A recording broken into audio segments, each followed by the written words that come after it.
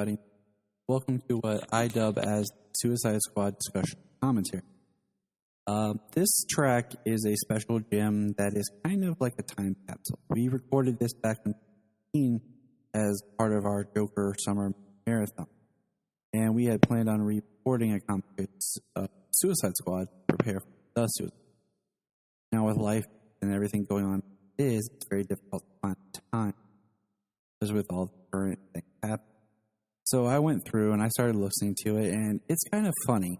First of all, the discussion is great, but we run into so many different technical errors throughout. You can hear us complain, and it's probably one of the few times it's like when you hear a band release like a demo or a rare B-side or something recorded like in their garage they had never really planned on releasing. It's kind of like that. There's some fun things that pop up, and we just have a crazy time trying to carry everything. So I thought it'd be kind of fun to release this so we can keep on time with our calendar of trying to get discussion points before the next film comes out. So it is long, but it is us talking, and I try to cut out a lot of it as much as I could. It's kind of fun to just listen to in the background, and especially if you know the movie well enough. Like I said, it starts off to be a commentary, but then we get kind of lost in it. And so you can listen just on your own, listen to discussion, listen with the film or whatever, but have a good time. Welcome to the Krypton Report. We're going to talk about Suicide Squad. Yeah, we are.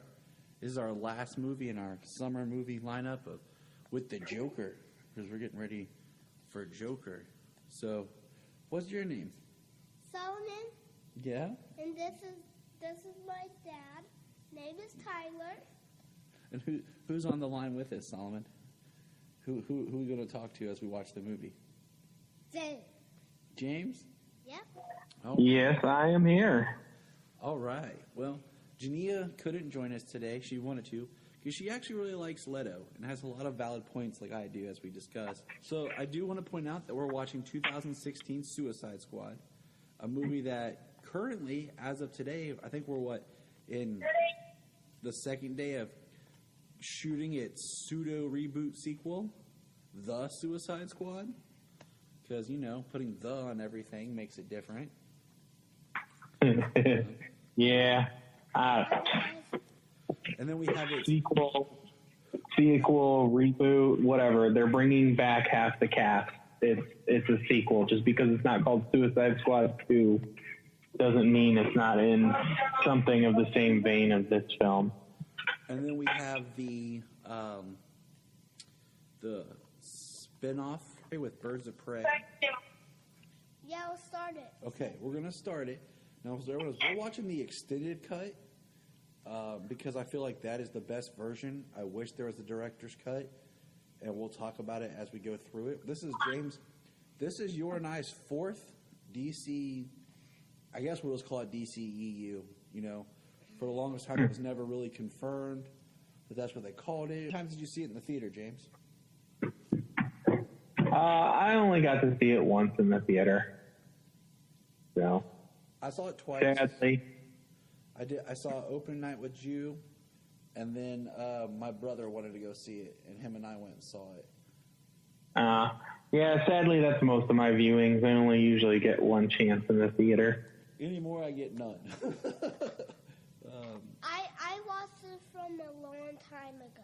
Yeah, you watched it. Yeah, it's a select few unless I drag my kids to a movie that they want to see. So, are we ready to start? How are you watching it, James? Blu-ray on my Xbox One because it won't play in my computer. And sadly, this is one of the movies that my digital code is lost to. So I don't have it digitally. Otherwise, I would have just watched it on my computer and recorded with my proper headphones as opposed to my Bluetooth. We are watching it also on Blu-ray on our PlayStation 3 because that's what's here. Yeah, look at that. That's what's in the Cave of Solitude here. Are we ready? The first trailer for this was so good. When it was the Comic-Con teaser trailer, before they got more into like the whole neon colors, where I feel like it got influenced by Guardians of the Galaxy for the coloration and like the rock.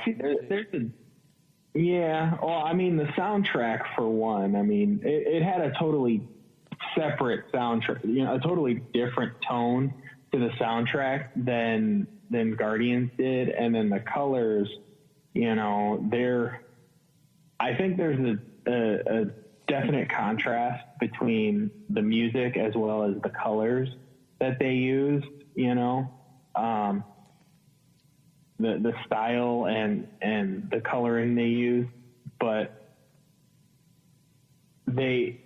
it's messed up when they turned it around and the marketing was like Joker, Joker, Joker, and that's kind of like where you see all this color, like where all this color might be coming from is because there's going to be so much focus on the Joker, and then they cut out all his stuff.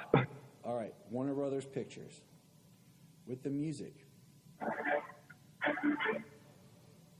The Rat Pack logo. Took mine a second to start up behind yours. Where are you? DC just faded now. Black Site, Terrebonne Parish, Louisiana, USA. Belle Reve. All right, I think I'm right there with you. I think I got it.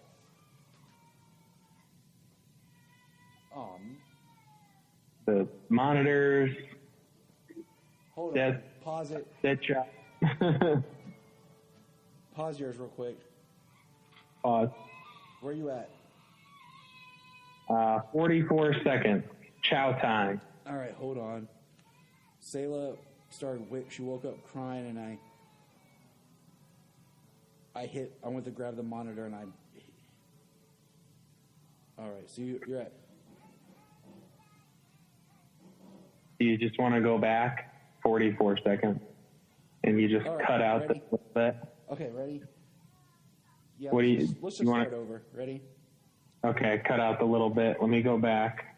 Yeah, because I'll edit this. Let's just start on the black.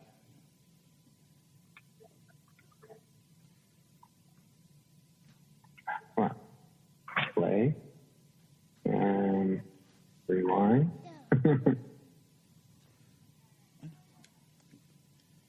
All right. Black. So since mine took like a second, I'm going to go on 3. I'm going to go on 3, and then you go on play. Okay, ready? 1. Yep. 2, 3, play. Warner Brothers. Okay, I think we're good. All right. There we go. So the first thing about this movie, it starts weird, is I feel like in a lot of ways, this movie is a lot of montage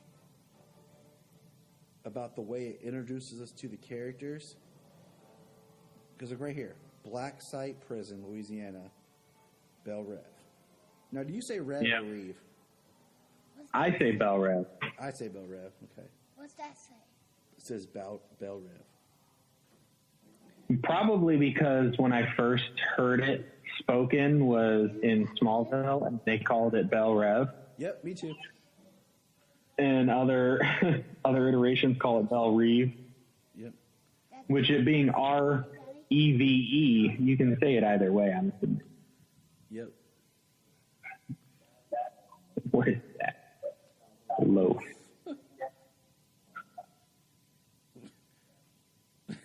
He's so mean.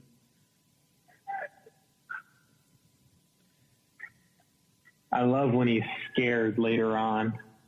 Like, if you're involved with the Joker, skipping ahead. Oh, yeah. If you're involved with the Joker, like, to see him face to face and then have to be involved with him and do what he tells you to do, like, no matter what, it's not going to end well. No matter how long it takes, it's not going to end well. So then we get our first look. Who's that, Solomon? Harley. That's Harley. Margot Robbie, Harley Quinn. Sayla's going to be Harley for Halloween this year. Oh, yeah? Making her a little jester costume? Yep. Sweet. No, I mean, I like Will Smith as Deadshot. Just my thing was, like I read before, like once Will Smith came on board, like of course the script changes to be more focused on him as his character. And I think that's always difficult when you have ensemble movies, because you'll get actors who want them to be the main character, the main focus, and I don't know. Right. Sometimes it works, sometimes it doesn't. I think with Deadshot it's fine, because Deadshot's always like a leader, and he's always kind of like the good guy of the bad guys. Right. Well, Deadshot and Harley Quinn have the strongest personalities of all the characters in the Suicide Squad, especially this iteration. Most iterations. And I agree. So, I mean, you have the strongest personalities. They're going to command, more of the screen. They're going to steal more of the scene. This is like something they do here at the beginning. When she got, shocked, it's like she goes back and has a memory of when she first came there, and like the colors change, and they use it as a way of like doing flashbacks. But I don't know, it doesn't stay with us. It's like there's a lot of different ideas being thrown into this. Now we cut to... It seems like it's different it's different for every person, because like in her head, that's kind of like how she remembers it. Things are always distorted, and even though they intubated her and we'll save that thought for another transit. This is where the movie should have started. Yeah. The movie should have started right here after the credits with Amanda Waller walking up, and then we get the Suicide Squad title card, which looks like horrible. It looks like something from the Expendables, like it should be in 3D. But I mean, really, this is where the movie should have opened, is with her. Yeah. And those scenes we just saw should have been later, right before they go to get them. Now look, who's that? James, do you recognize that guy sitting at the table? He's on Smallville. Wasn't he Rick Flag on Smallville? He was Rick Flag on Smallville. Yes, he was. I knew him from Smallville, but I never quite put it together. And then that it was Rick Flag. He was one like that at Smallville. Yeah. Because let's back up for a quick... No, hold on. We'll hold that thought. So right here, this should have been our first glimpse at Deadshot. So, because this is very cool and stylized. Doesn't Deadshot look sweet, Solomon? 44 Magnum and musket. What time he's gonna get his mask on? Right here, watch. Solomon likes his mask. So, like, this should have been how we got to meet. Mask? Just was. How we got to see him and meet him, and, this nice little cool montage of Amanda Waller introducing these guys. Hashtag release the Ayer cut. Oh, dude. I'd almost like to see that more than, like, just out of curiosity, more about it. Because I feel like I know so much about the Snyder cut of Justice League, but I'd really like to know more about what David Ayer had originally done with this. Yeah. Just based on the other stuff, like, I've seen him do, I really like his work. But, we know somebody else re-edited this film. I love that. Now double it. When they reshot stuff to add more comedy, because they wanted it to be a different film than what he had shot. Yep. And mainly it's probably because of the friggin' knee-jerk reaction that Warner Brothers has had with every single movie. They had Man of Steel, they had a knee-jerk reaction to the reception of Superman, and Snyder and them, they brought out the name Batman and they couldn't put it back. And Here we go. Look, Christmas time in Gotham. One of my favorite. Like, I love this scene. I just love a certain person in the snow. that's why Batman Returns looks so great. Yes, Salma. So Gotham, there's Deadshot, okay? Gotham. And there's his daughter.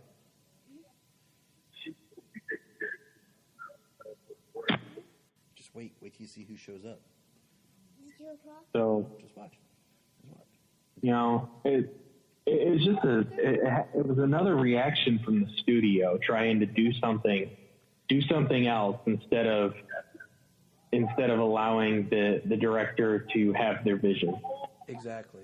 And let it play out. They forced knee-jerk reactions off of the previous film, and none of the films, sure, they were critically panned and divisive, but none of the DC movies up until Justice League was a box office failure.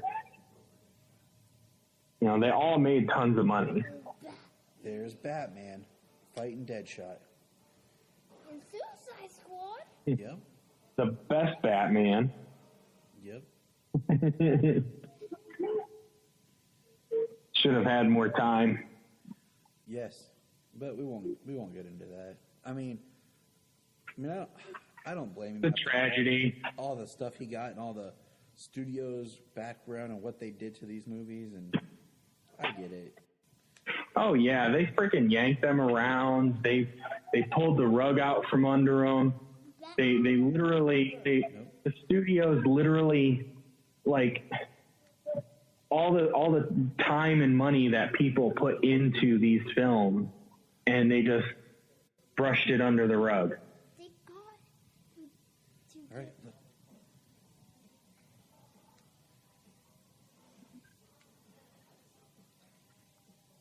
Yeah, that's pretty wild. That's a different change, though. Accomplice to the murder of Robin. See, look, there's where we see, like, it went right there. There's our first look at the Joker. First time you hear him talk. It's amazing you get kind of like a little bit of the Mad Love scenario in here, though. You get to see See how right here, like, we're not in her perspective, but we got that color again. Like you were saying, like how she remembers it, but this is Waller repeating it, and this is our first taste of Leto. And that's an edit right there. If that was, I have no doubt that was in a different position, in maybe a Harley Quinn flashback or memory or something like that, and we got the colors. But when they decided to edit it and cut it the way that it is, those effects were already there, but they changed where the scene went. I'll agree with you because we know this is with edited. Voiceover and yeah. Because see, there's a lot more about the treatment and stuff that she put him through, about how he has no memories, and like there was more about what he was doing in the background. There's scenes online about it. Because I hate this editing right here. Yeah. Because this line. Yeah, and this was so. That was. Oh, people love that line in the marketing. Yeah, and the original trailer was awesome, but this is so choppy. This was so choppy right there, like it's just. Like, now that you say that, look, Solomon, this really felt like a montage that maybe Harley has later of memories in her mind. That's classic Harley and classic Joker. That was classic Harley and Joker. I hate this scene. Out of all the Joker stuff they could have cut, I would have been okay with them cutting this in the nightclub. The thing here in the nightclub you get to see is some of his facial expressions and his little reactions, Yes. just watching Harley and then talking about him, and then there calls her a bad bitch, and then like you can see the color change like you right there. see a for no switch. reason. Yeah, you can when it switch and when it goes back to him, you can see like something in his head switch. Okay, so Solomon just said he doesn't like the Joker's teeth. And I'm pretty sure, I can't remember everything, but there was like a backstory where, so the Joker's teeth, Solomon, are fake because Batman punched his teeth out. Most likely from when he killed Robin. And like, I know that Air had mentioned something about it, and I don't know if that was ever supposed to be seen or discussed more or what. But see, this just shows how creepily unnerving the Joker can be. Yeah. Like the characterization of this Joker is like everything about him is supposed to speak to his characterization. Like his tattoos are supposed to tell a story. His fake teeth are there for a reason because they got knocked out of his face. Like, you know what I mean? Yep. The fact that he likes nice things, his like car, this right here. his clothing, his jewelry. Yeah, we get to see the Batmobile again.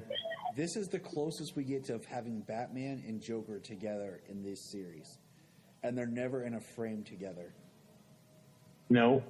I thought Batman's not on here. This is his last scene, buddy. It's showing how Batman kidnapped Harley Quinn and took her to jail. Yeah, how Batman captured Harley Quinn and how he had captured Deadshot. So, and this right here is something too. Like the Joker, she can't swim. The Joker left her in the water. Like now, granted, the Joker would assume that Batman is going to pull her out of the water, but he left her to die. yes.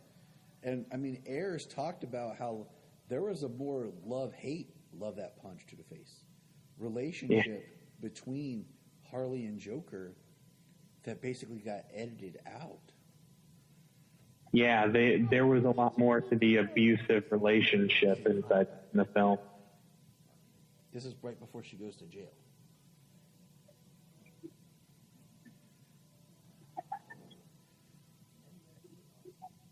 All right. So here we go. See, look, Digger Harkness, Captain Boomerang. So the interesting thing here was they had begun production for the Justice League, He's Killer Croc, Daddy. and this scene was shot by Snyder. Yes, it was.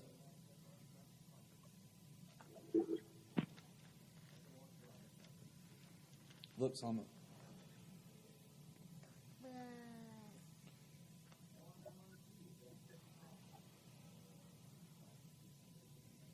That's really cool.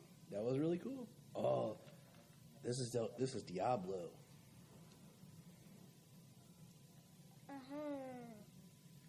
Yeah. So yeah, it's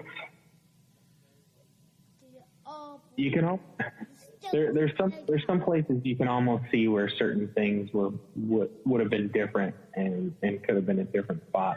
Yes. You're pointing out stuff like So- more and more, like with the idea of like the colors being Harley's flashback and stuff. Yeah. Oh, here you go, Solomon. Waylon Jones. Solomon likes Killer Croc. So interesting thing here is one of those guards Is Air is Ayer. right there? Him right there. C10. That's David Ayer. That's the director. And that's cool. I like when directors do that. I like. So I know we're going to be talking a lot about Leto, you know, his Joker was supposed to represent more of like a thug, and it reminds a lot of the Frank Miller version of Joker in, wasn't it Batman and Robin the Boy Wonder? Or All-Star Batman? It was All-Star Batman, I think. Ah, crap. I haven't read that one yet. It was one of those twos where that Joker had more of that kind of gangster-esque look to him. You know, and you got they're trying to, like, that's kind of David, street-level thug, modern-day gangster. Yeah, Killer Croc. I used to see Killer Croc. Yeah, it was is an Air staple. If you look at a lot of his other work, just the kind of, you know, Training Day he wrote, Street Kings he directed. I don't like the Killer Croc on there because he's small. Yeah, he is small, but he looks cool, though. Yeah, he looks cool. I really wish that... still is strong. He still is super strong. Go next, Daddy. I really wish they hadn't done Enchantress in this. And they had, like, or if they did reference her or whatever, she wasn't the villain. And Is Katana? we'll see her a little bit later. Yeah, that's where the movie falls apart. Is with the villain and the third act. She should have been set up to be something along the lines of Justice League Dark. Yeah. I mean, perhaps if they would have, you know, introduced her in this, used her in this, but she wouldn't have become the major. Yeah, she wouldn't have become the major villain. She would have been able to get away with her heart or something like that in the end. Who's going next? Because that would have been a lot more interesting, you know, to set it That's up. a creepy cave, though. That's a creepy cave, though. I mean, Next, Yes. Daddy. the shrine and the cave, the tomb was built up with skulls. I mean, how cool would it have been if, like, Amanda Waller kind of was a connective tissue, and, like, at the end of this film, she has a dossier or something she pulls up and she reaches out to John Constantine or Zatanna or something to go stop Enchantress because she knows she's free. Right. There's Rick Flag. Red flag. Um, Red flag. So that would have been, you know, really interesting. And just instead of making, because to me the Suicide Squad, you know, is pretty much a little bit more grounded than a lot of the other stuff. Oh, that's- And then by putting them against Enchantress, it just throws off the story. Big time, because they're Who else? even though some of them are metahuman. Now this team, they're not. The only one that's close to metahuman is there's two. There's Diablo, Yep. and then the only other one closer is Croc. You know, and the rest of them are ground level, shoot 'em up, punch 'em up characters. Yeah, with unique skills or just throwaways, you know? Yeah, how is shoot 'em up and punch 'em up characters going to fight basically a mystical goddess type character? And be the next, and defeat the next Superman. You know, that's their thing. I could have done without this scene, like the boardroom, just like the idea of them against Amanda Waller. Now, the one thing they messed up with, they should have done a thing with Slipknot, because the way they treat him, we already know he's going to die. Like, as soon as they get together, we should have had a thing of her, like, reading off and had, you know, really made us feel like Slipknot was part of the team. Yeah. So, because, I mean, as soon as he showed up, I was like, he's dead. Like, so it makes Yeah, me they wonder, didn't give him a background. They didn't do anything. his picture's like, out there, so it makes me wonder Yeah.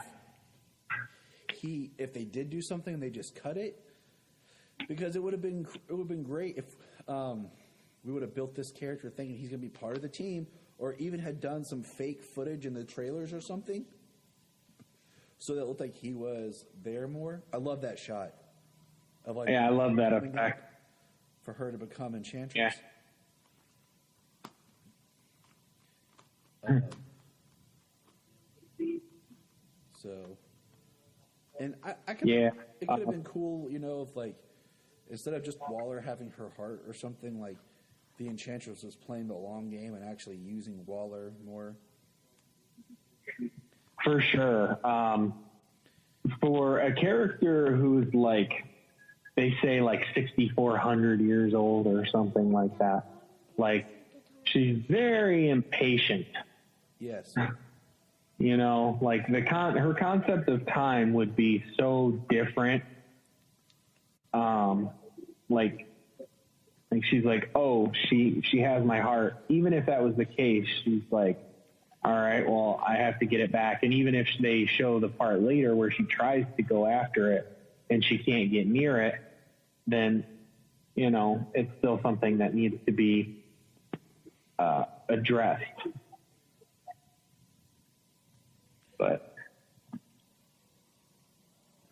see, I would have liked to done like, I don't know, like her roaring. well, it's hard to rewrite with the way they have the story set up and they bring her in. Well, Ayer had mentioned before at one point, I don't know how far it was or what, that the third act was supposed to be Steppenwolf. What's that? And I kind of wonder, like, as when we get to the third act, I kind of wonder about some things. So here, now there's Deadshot looking outside. This is when we should have got the scene we saw at the beginning. This cut right here of him looking out like that should have been after the guard beatdown that we saw at the beginning. Right. So, I mean, even if they had used Steppenwolf, that's still a character. Now, granted, none of these people could even scratch him, but that's still a character that can be beaten with punch 'em up, shoot 'em up type characters. Right. Not a mystic character who can do anything they want just by the frickin' flick of their wrist. You know, the villain of this should have been, like, for anyone listening, go read the first trade volume, which I think is the first 6 issues of the New 52 Suicide Squad. That's what this should have been. There should have been the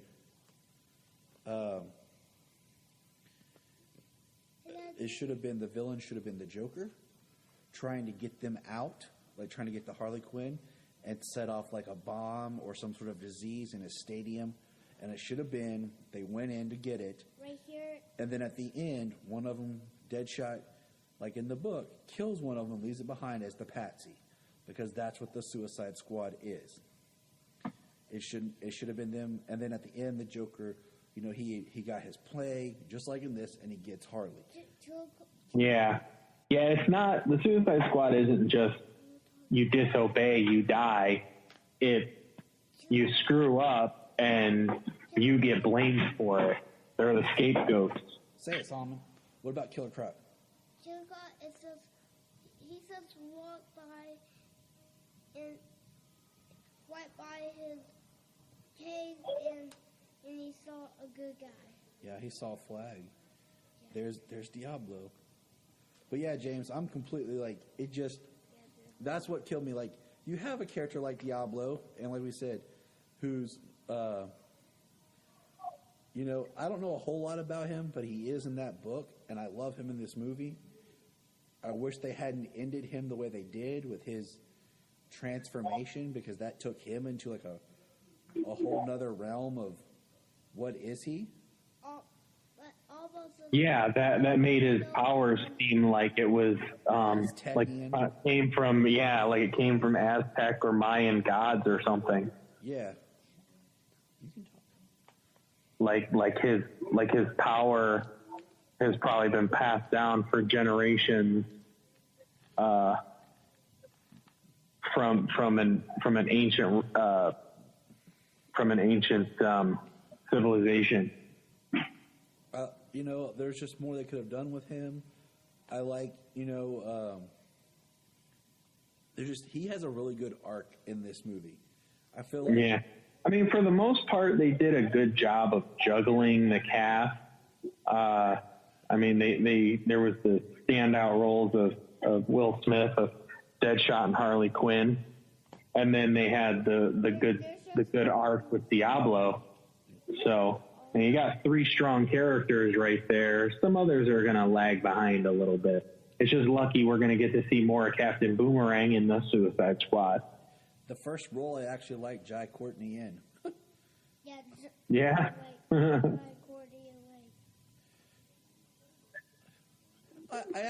like Joel Kinnaman as Rick Flag. I feel like Flag's not the most interesting character. I love this. Stand down.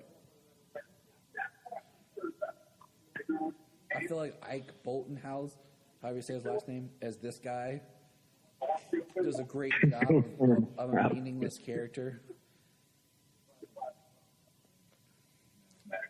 Killer Frog is going to be out of the in a minute. He's ready. Okay, I believe you. But, I mean... Remember that cookie I brought you?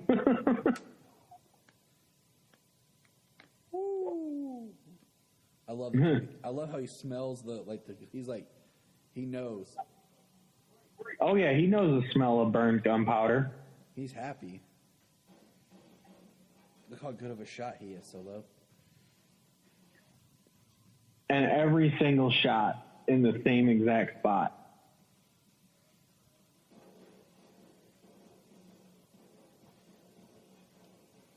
What if he saw them? They're targets. Now that's the impressive part. Yes. An automatic weapon, the high rate of recoil to be able to hit the exact same spot. That's so fast. It is fast.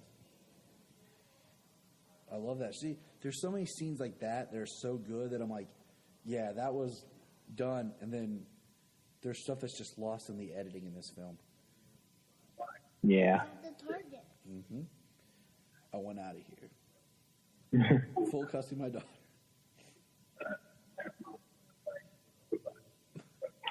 I love that. Darnell's out. Even though Rick Flag is not the most interesting character, Joel Kinnaman does a good job. He does. I haven't watched Altered Carbon yet, and I've been meaning to for a long time. Same. Just to see something else he's been in. I saw him in RoboCop. I thought he did a good job. Me too. That movie was good. It just one of those. There's just certain movies you can't remake and really make something out of it. Hey, Daddy. It's a dark movie. It is, but you can watch it. Well, the original RoboCop certainly had its tone, and it was so big at the time, and how many things have we ripped off of like RoboCop. I mean, watching RoboCop is literally like some way off adaptation of The Dark Knight Rises. That satirical environment, like the way the world is, the news report, the television commercials. I mean, like it had a whole world of Detroit built, and it just gave it all to you.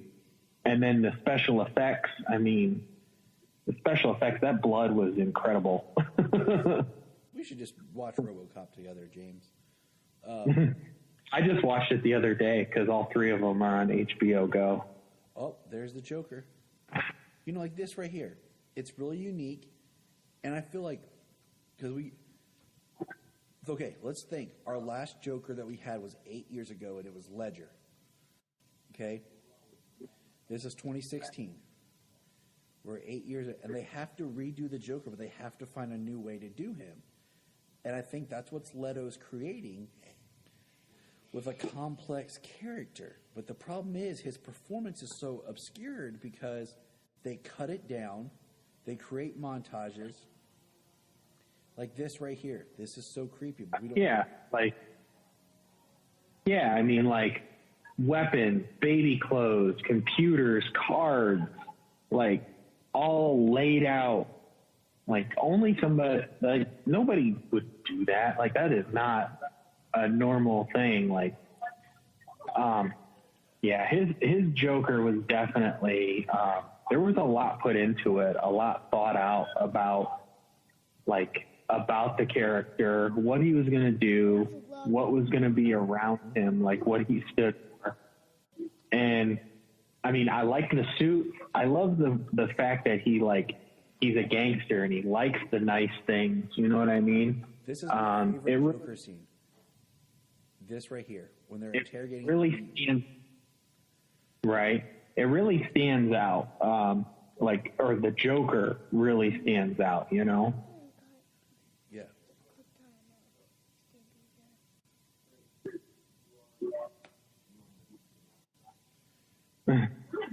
You might want to keep your mouth shut. I like this, how he's uncomfortable.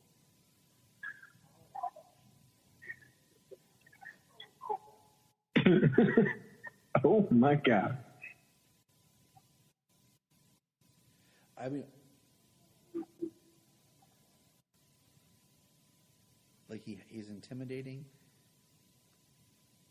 He's more animalistic. Mm-hmm. And his I eye. can tell you meant that. Love that. His laugh is different, but like I said, they had to do something that was a stark difference than what Ledger did. Because no matter what, you're going to compare him to Ledger. So aesthetically, look-wise, he's going to look different. I like his hair. Yeah, one they're gonna. I like. Yeah, one they're gonna make him stand out. Yeah, they're gonna make him stand out from Ledger, but they're also gonna go to a degree. They're gonna go to a degree more comic accurate than Ledger, but then also they're gonna go to a farther extreme in another direction. Yes. Yes, that is very true. Like, I'm not a fan of the tattoos on the face and everything. The hand tattoo, some of the choices of the design, okay, but the Enchantress. But you can find all of that in the comics. In different versions. Yeah. You know, they went a different way with the smile. You know, the past two Jokers have had scars and, issues with the extended face and smile. And this is just a very thin red lip. And I feel like the way that could have made him work is they should have had either less Joker or more Joker, because we didn't get to really balance the character.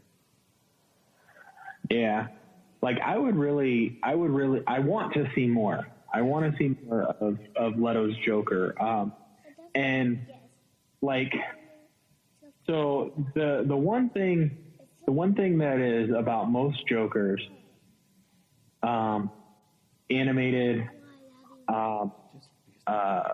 even live action, comic book, is a lot of the time Joker is written to be like really spindly, really wiry. Like, okay, so his methods is his unpredictability, his intimidation, and his madness. Like, a lot of the time he doesn't seem like he could be a physical threat when it comes down to it, unless there was a plan in place. Right. Like, but with Leto's Joker, you could see him throwing down. Yes. You could see him getting his hands dirty. What's so interesting is the day If he needs they announced Leto for this and that the Joker was going to be in this, a friend of mine were sitting down talking about, if you were to do a Joker, like, what would you do? And I said, they needed someone that could be like almost friendly and fun that you're drawn to, but you're uncomfortable around. And I think that's a lot of what Leto brings out in the scenes, like where he's like we just saw, where he's like, "Oh, I think you meant that," or like, yeah. And then he's like, all of a sudden he'll stop and he'll give you these looks where you're like, "Okay, now I'm creeped out, and I'm kind of scared for my life." Sure. I think he nails both of those perfectly. Like there's almost a friendliness to him, but then at the same time, like you're so uncomfortable. He's about to turn into a big dude, big strong guy. He's a bad guy though. And you know, like I said, I feel like some of the costuming choices, stuff like that, it's different. And my friend, the first time they released the first photo of Leto as the Joker, my friend was like, I thought that was some sort of like crappy parody. Yeah. And I'm like, it was a weird photo to release. Who is he? He's called Incubus. Yeah, with the shirt off and the tattoos and He's very bad. the mouth wide open and hands on his head and stuff. So I just think it's weird, like, you know, this happens and that's when they decide that they're going to do the Suicide Squad. I just would have liked it better if they were something had already happened, and that's where Amanda Waller prompted her idea for the Suicide Squad. Right. It just feels so out of place. Yeah. So one thing just before we because we're talking a lot about that and not what's going on, but one thing real quick is a better Suicide Squad movie that came out around the same time or a little before was Batman Arkham, Assault on Arkham, kind of based in the Arkham video game world. Yep. That animated film. I want to say it was fall of 2014.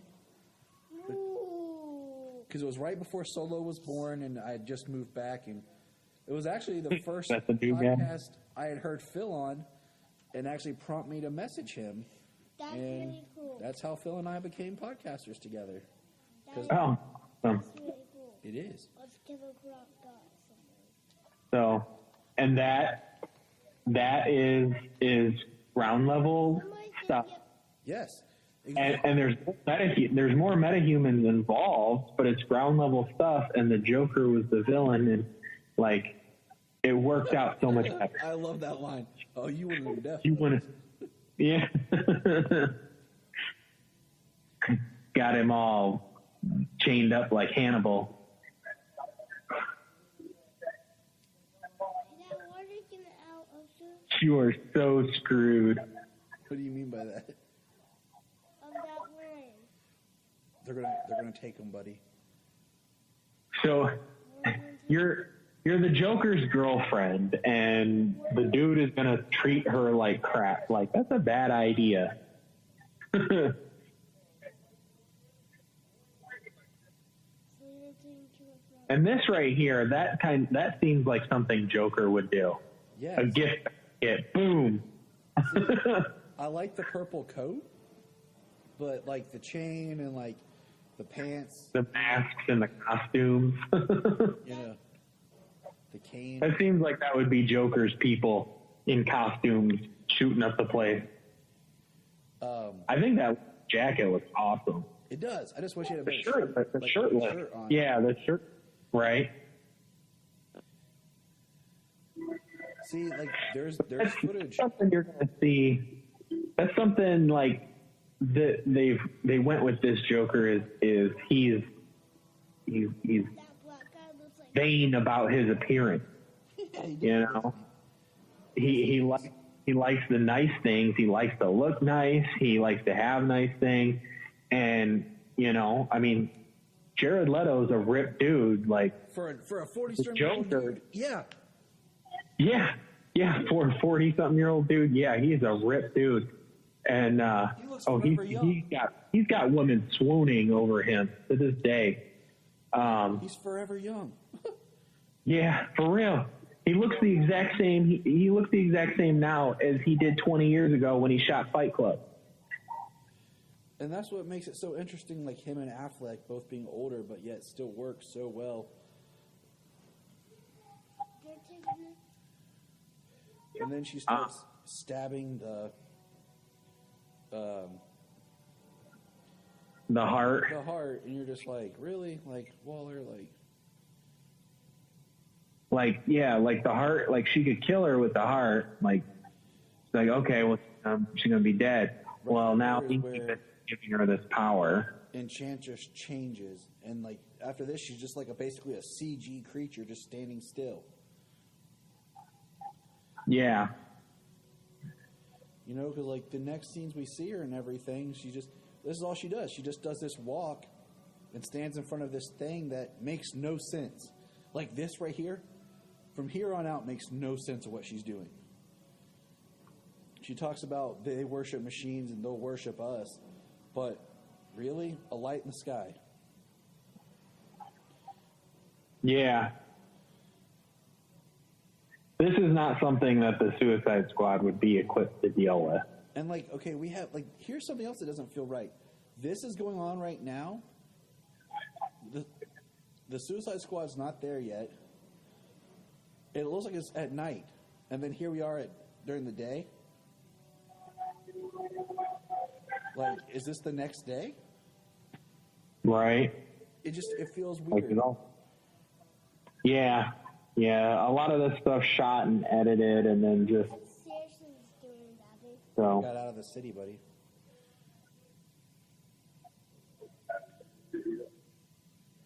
Man, do you remember the theory about Scott Eastwood?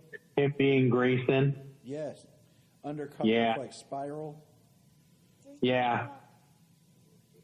And even them calling him GQ, like throughout the entire thing, because that's all they call him is GQ. Like, I mean, one G that could, Grayson perhaps, something like that. But no, he just ends up being a random Navy SEAL. Like, I could see Scott Eastwood as, especially with Ben Affleck, 46 years old. You could see Scott Eastwood in his early 30s being a Grayson to Ben Affleck, like something like a 15-year difference. And this is cool how they bring in Captain Boomerang in the bag and everything. Like, gets out and starts swinging on people. makes you wonder where he was. Like, they're just now bringing him in.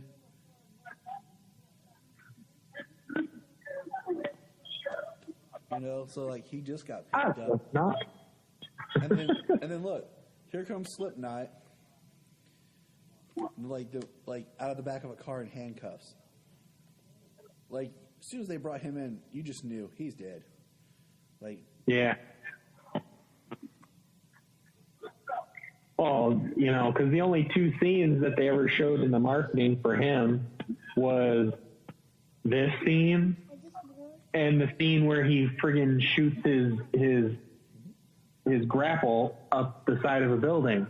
That was it. That's all you saw of him. That's all they gave him in the movie. Daddy, that's cool. Killer Cross will fight that guy. Yep. I'm known to be quite vexing.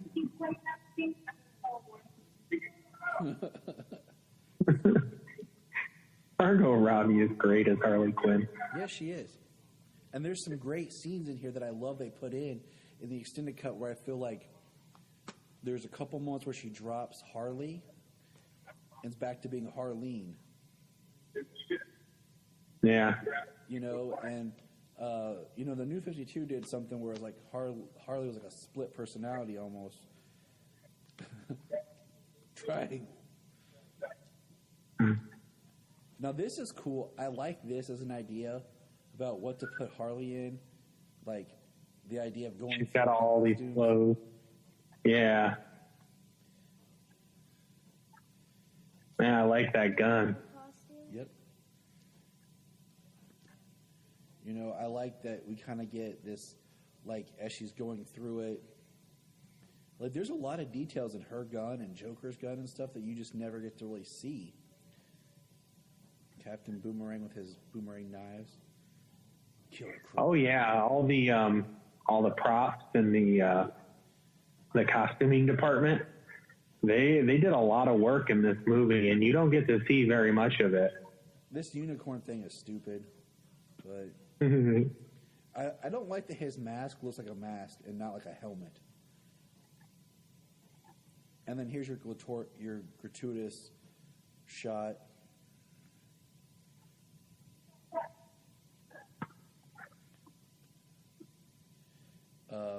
You know, I'm not a fan of the look of Harley in this movie. Like, I prefer more like traditional look and color scheme. Like you were talking about Arkham, Assault on Arkham. Yeah.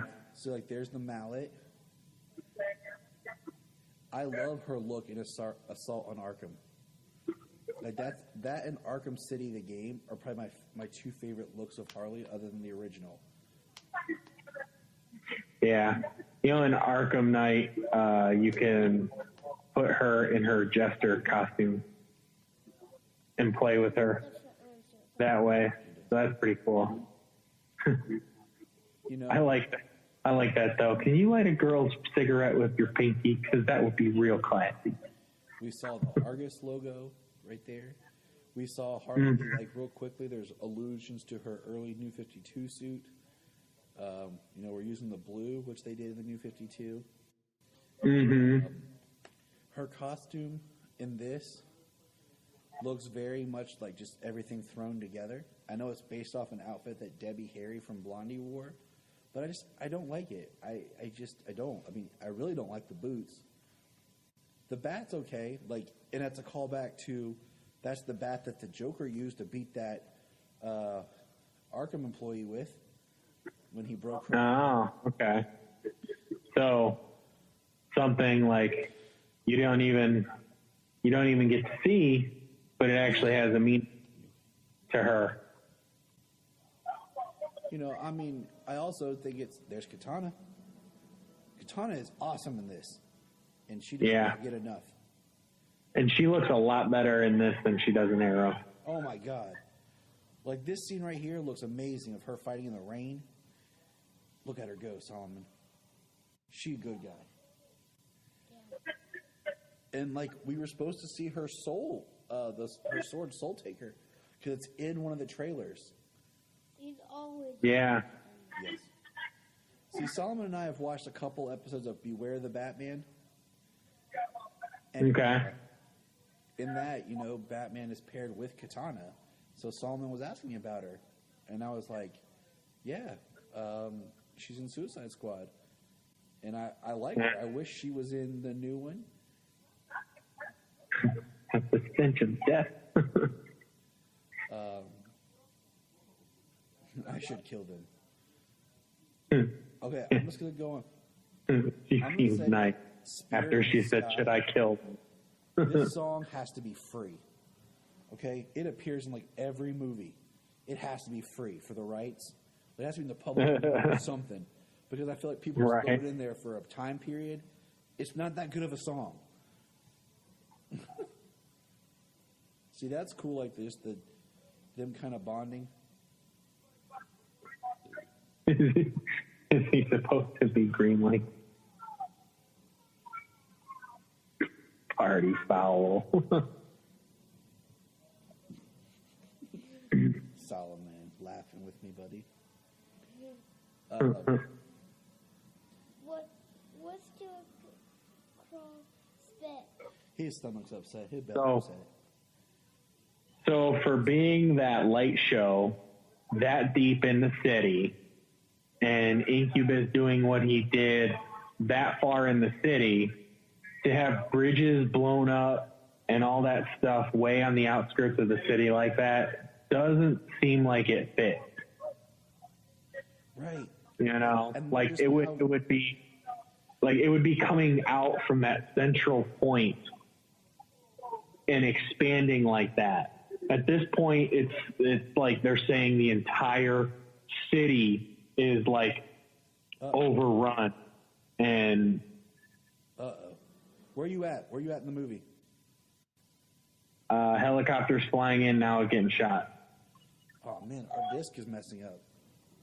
All right, hold on. No! Helicopters landing. They just So it just crashed. okay, they crashed. Hold on. Okay, Ours just landed and Deadshot just walked out. All right, hold on. Harley just got out. All right. Okay. It just landed. Let me know when you see a car on Coming fire. off the one that just landed. Amanda Waller. Deadshot just jumped out. Okay, let me know when you Harley Quinn just jumped out. Car. All right, so we're probably a second or so off. So we have Deadshot with the soldiers. Yeah. So this to me is where the movie changes. Up until this point, it's been a lot of quick cutting, a lot of building, and then right here's when you know for sure Slipknot's dead. When he walks up and talks to him about mind games. We're free, bro. I mean, Adam Beach is a really good actor too. Like he's like that actor's like we need a Native American, Adam Beach. Yeah. And not just because he's a Native American. He's a good actor, He but is. But I mean, like Wind Talkers, he gets he gets that role. Yeah. So I just feel like, look at all the devastation here. It's just, why are they sending these guys in? Like, here we go. Captain Boomerang throws a boomerang. Slipknot shoots up. Katana gets boomerang. Here goes. Catches the boomerang. And boom. Beep, beep, beep, and boom. Goodbye, Slipknot. Like, oh, it's real. Boomerang's like, oh, it's real. He's like, we can't just escape. No, that's a so killer hard in the rap. theater at this, and I was like, oh, I'm the only one laughing. You're tripping, Holmes. Yeah. You just threatened me? Oh, yeah. I like Will Smith in this. I think he has a nice balance of being Deadshot and being Will Smith. But I think sometimes he can get too Will Smithy to where you're just like, Will Smith and not the character. Right. Well, Will Smith, he always plays like the righteous guy, He always, he is Will Smith. In this one, he actually gets to, he gets to loosen up and be a killer just to be a killer. Not like Bad Boys where he's like a cop and he's killing people because he's a cop. Like he gets to kill people because he kills people for money. Yep. And this is the closest he is to a villain. See, here's one of our extended scenes. Yep. Where she's talking, which the Suicide Squad should be like, they should bond, but they should also be ready to betray each other. Everyone's out for themselves. But there should be some menace of like backstabbing and stuff like that amongst the characters. Like you should, except for like Diablo, he's like the good one, He's like, no. He's like, no.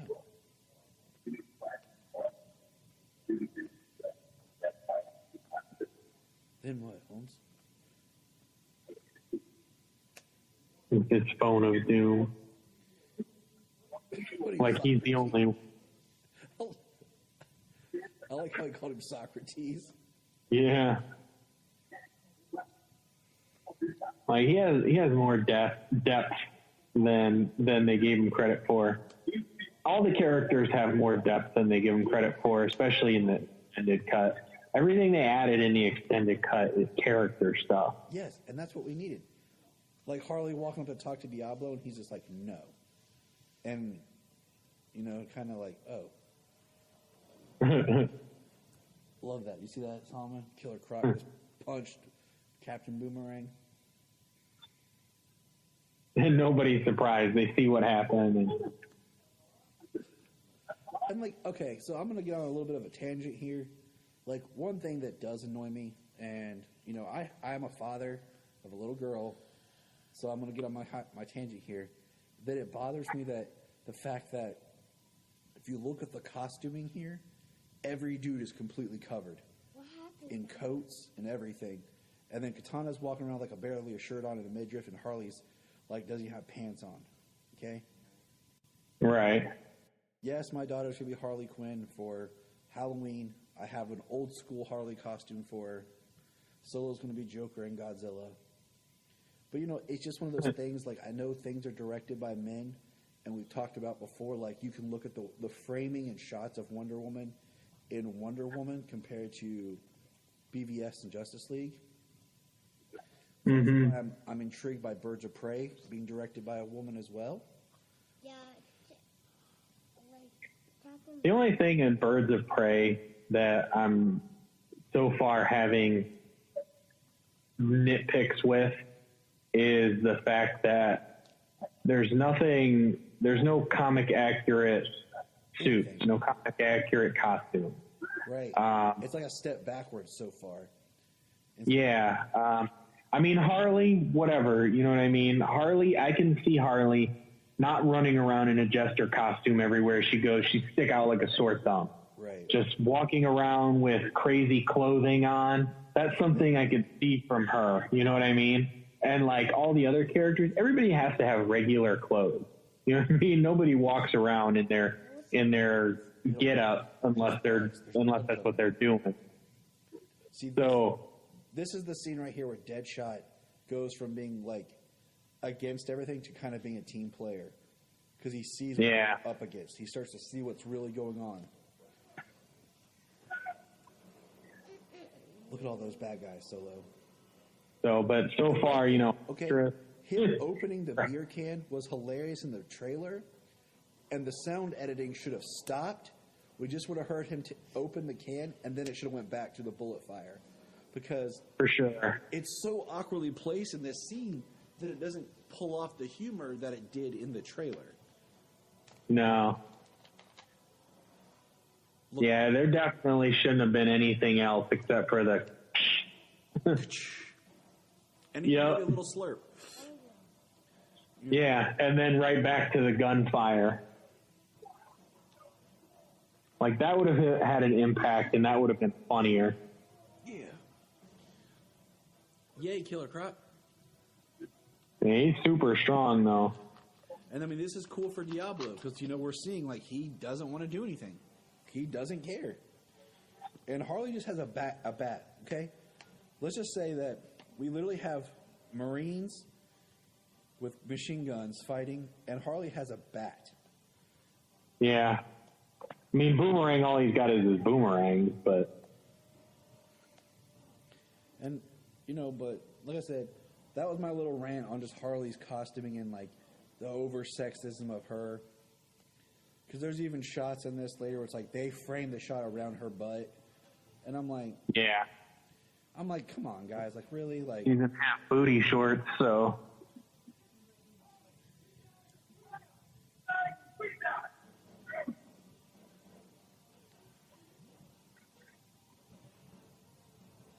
Solomon, talk to James real quick, okay? James, keep talking to Solo. I'll be right back. Okay. What's going on, Solo? Hi. Hi. You got so strong. Yeah, he is strong, huh? Yeah, he is strong. Right. Yeah. So, yeah, this part here is pretty cool. Deadshot just kind of stepping up and... Like, you gotta be a pretty good shot to take down all those creatures. Just he's alone. He's not surrounded by other people. Like if they were to come up behind him or something. Guess who's joining us? They all stop firing because he's up there doing it himself. Want to say hi to James? Want to say hi? Huh? A little guess my sister is Sailor. Oh, Sayla's there, huh?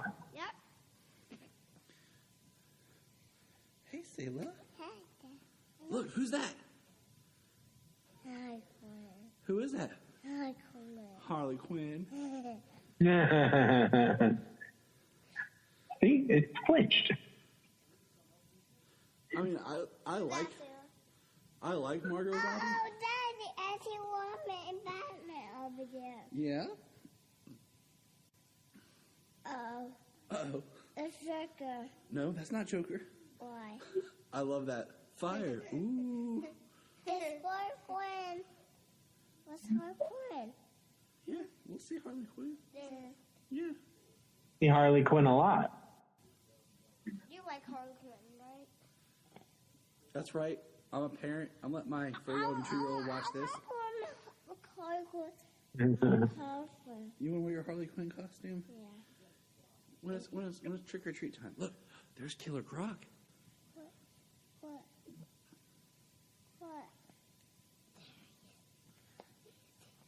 I wish there was less. What is that?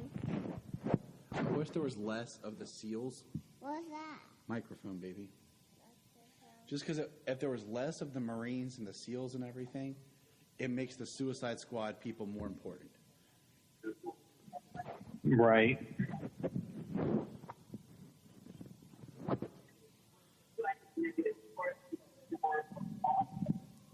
So, once again, And then they lose half of the they lose half of the steals right there. yeah, and I mean, look, our villain right here is just standing there. What is she doing? Like, what is her point? Like, and like, even like her look is different. Makes me wonder if this was supposed to be Steppenwolf, okay? Let's say they had stuff organized to be Steppenwolf.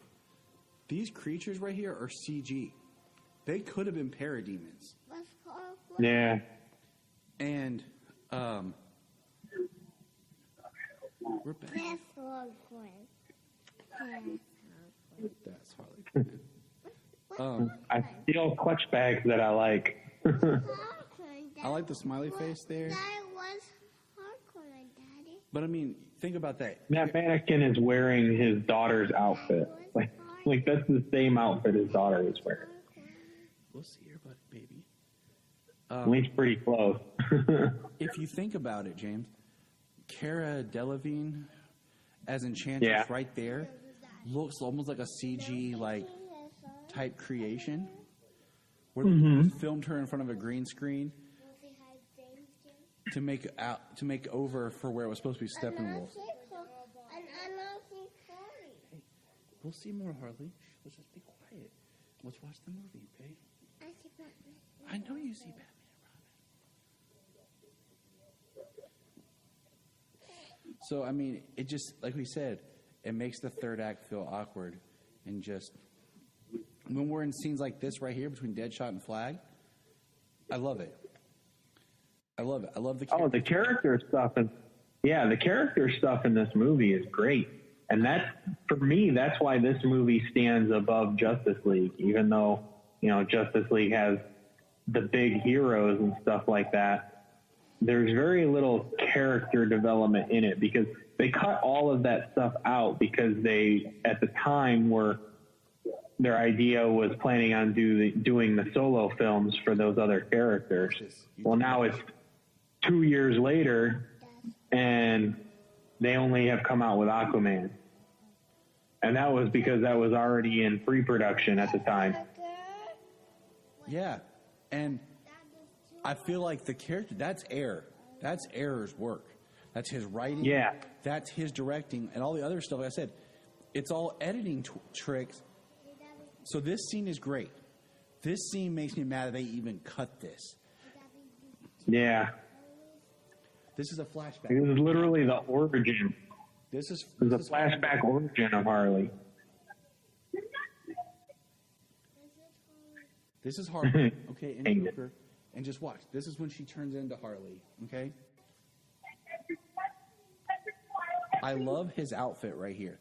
It's my favorite Joker outfit that he wears in this movie.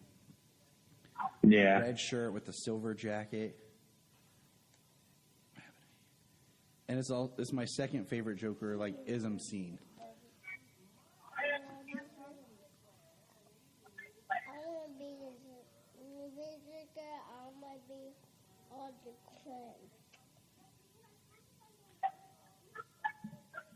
I feel sorry for this guy. Yeah. See, I want to know, like, I want more of the mad love story because the brokenness, like, as of this recording, tomorrow the new, the Black Label Harleen book is supposed to come out. I think I'm gonna go pick it up. I'm curious about it. Yeah, I'm buying it. I've been keeping up with all the Black Label books. I've enjoyed the one I didn't get. Oh yeah, the only one I didn't get when it was out on stands was Damned issue 1. Yep, and those too. sold out, and they're not doing reprinting. You got screwed. I didn't buy it. I didn't have it planned to buy it. But also I didn't expect the friggin' blown up hype of a penis in shadow in a mature book going all crazy. So kind of seems like AT&T had a transition to make the Black Label something different when Damned was coming out. For anybody who's wondering, check out. There's a great podcast. Hold on, baby. There's a great podcast interview with Lee Brahimo about Damned on you sent it to me, James. I can't remember right now. Yeah, I'm looking it up right now. I forget the name of the podcast. It's a Batman podcast. It's Bat Force Radio. Yes, check that out. Great behind the scenes information about what happened with Damned, what happened with just the AT&T buyout stuff. Really interesting. Yeah, Bat Force Radio, episode 195. It's an interview with Lee Bermejo. Yeah, it was really awesome to listen to.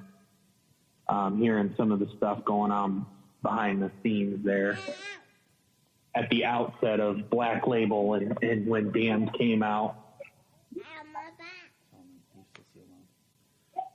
See, this is where I feel like it's a little bit more of Harleen in and out when she's talking to the individual characters, which this is mostly added where she's talking to Katana. You know, this is kind of neat when Katana takes the mask off.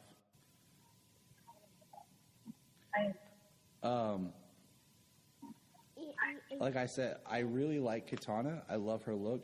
She was definitely a character that was shortchanged in Arrow Season 3.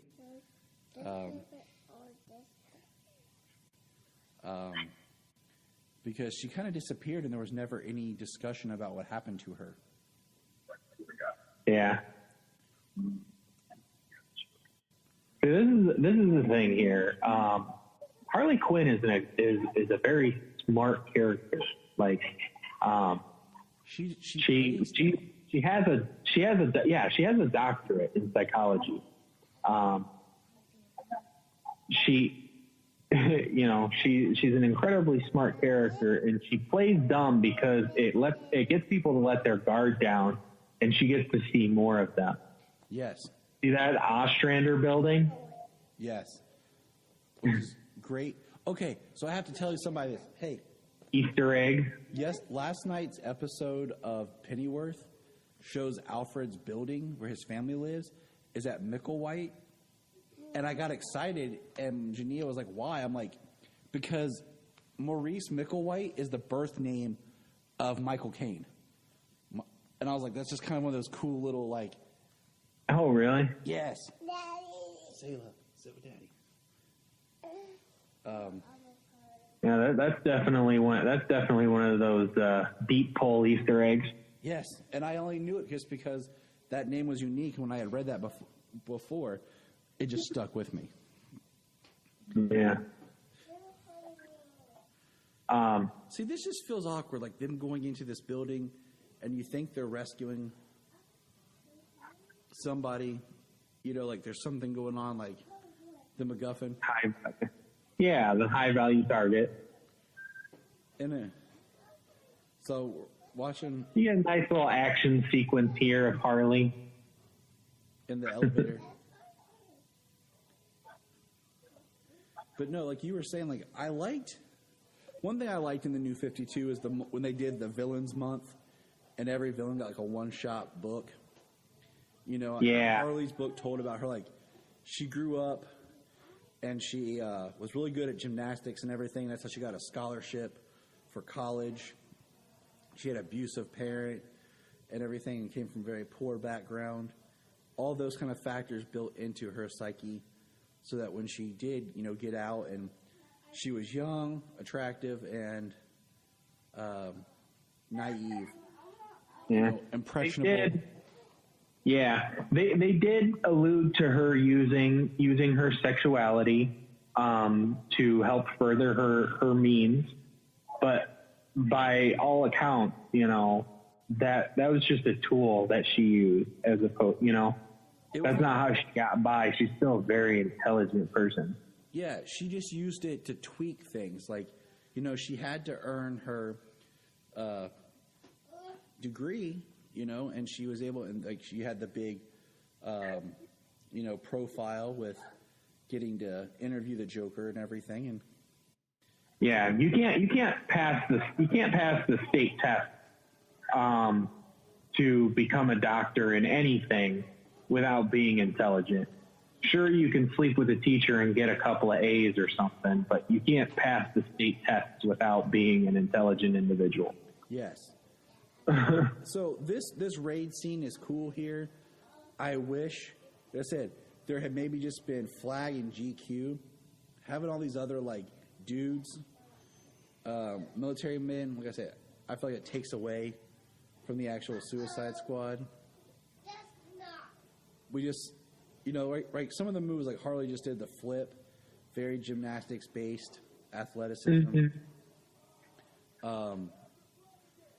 We got to see Deadshot in his mask, which is awesome. It's nice to see. Yeah. And then here's where we get the Diablo. Yeah, coming up very shortly. I think they're being overran. The premise of this is just kind of like you have a bunch of people at odds with each other who finally came to an understanding about the villain they're up against and how deadly and dangerous it is to everyone and everything. Right. So the interesting thing here is those creatures that are being controlled, they basically have human memories and skills and capabilities, because they kill a whole bunch of seals right there, yep. But they don't hit any of the characters. Yes. Look, the fire, Solomon. Like, he's powerful. Yes, he is. And I like that he's powerful, but he's restrained. And then Deadshot's like, I was trying to get you there. Like, we cool, right? Yeah. Phil Jackson, we good, right?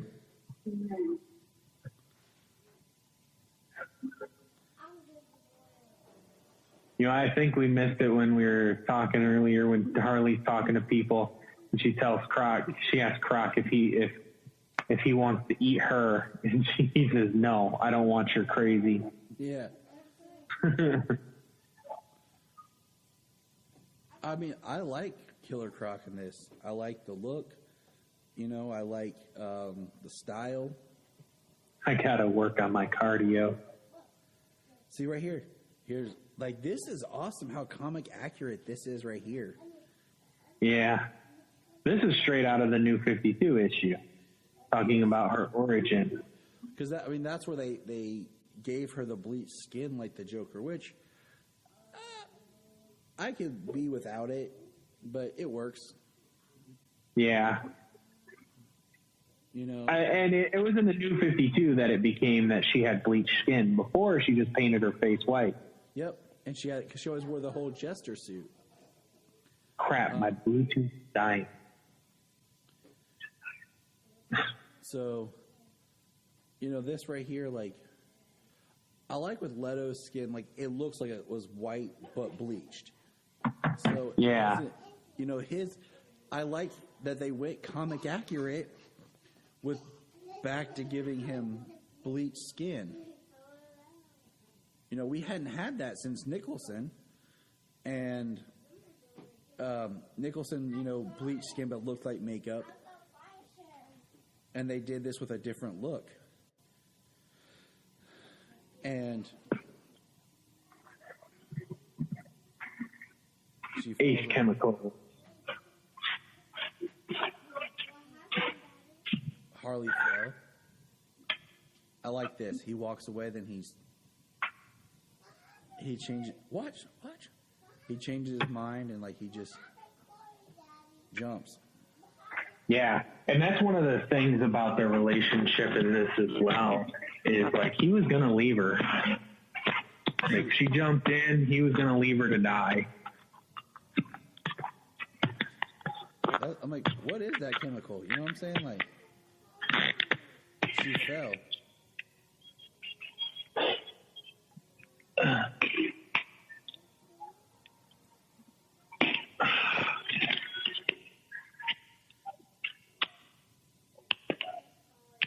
Yeah.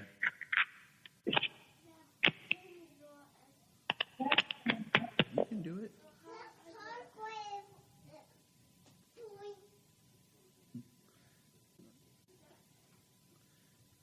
But this is a scene right here between Harley and Deadshot where I feel like it's Harleen.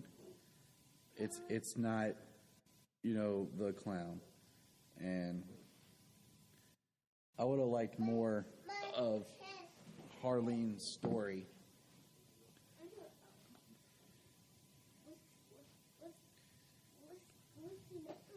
Look, Solomon. So this is hey. This is where we see Amanda Waller for what she is.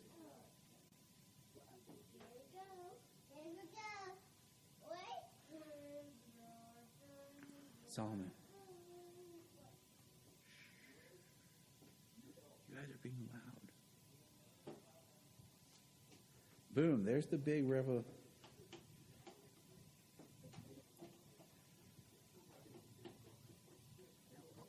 So, in this movie, the main antagonist, so there should have been a bad guy, there should have been a villain, okay, which is in Enchantress and Incubus, but Waller is the primary antagonist of the movie, or she's the antagonist, she's not the villain, and then we should have had a different villain and Waller be the antagonist. Exactly. Waller's role is off in this. And so the scene going on right now is Rick Flag getting Amanda Waller, and Deadshot shows up and finds out that they're saving Waller. And she kills FBI agents. So my disc is messing up again. So tell me when you see Killer Croc sit up as they bring a Waller out. Okay. Because, yeah, she kills everybody in the room, and you have this... She guns down FBI agents. You just have this exchange between Deadshot and Flag, like, wow. He's like, yeah.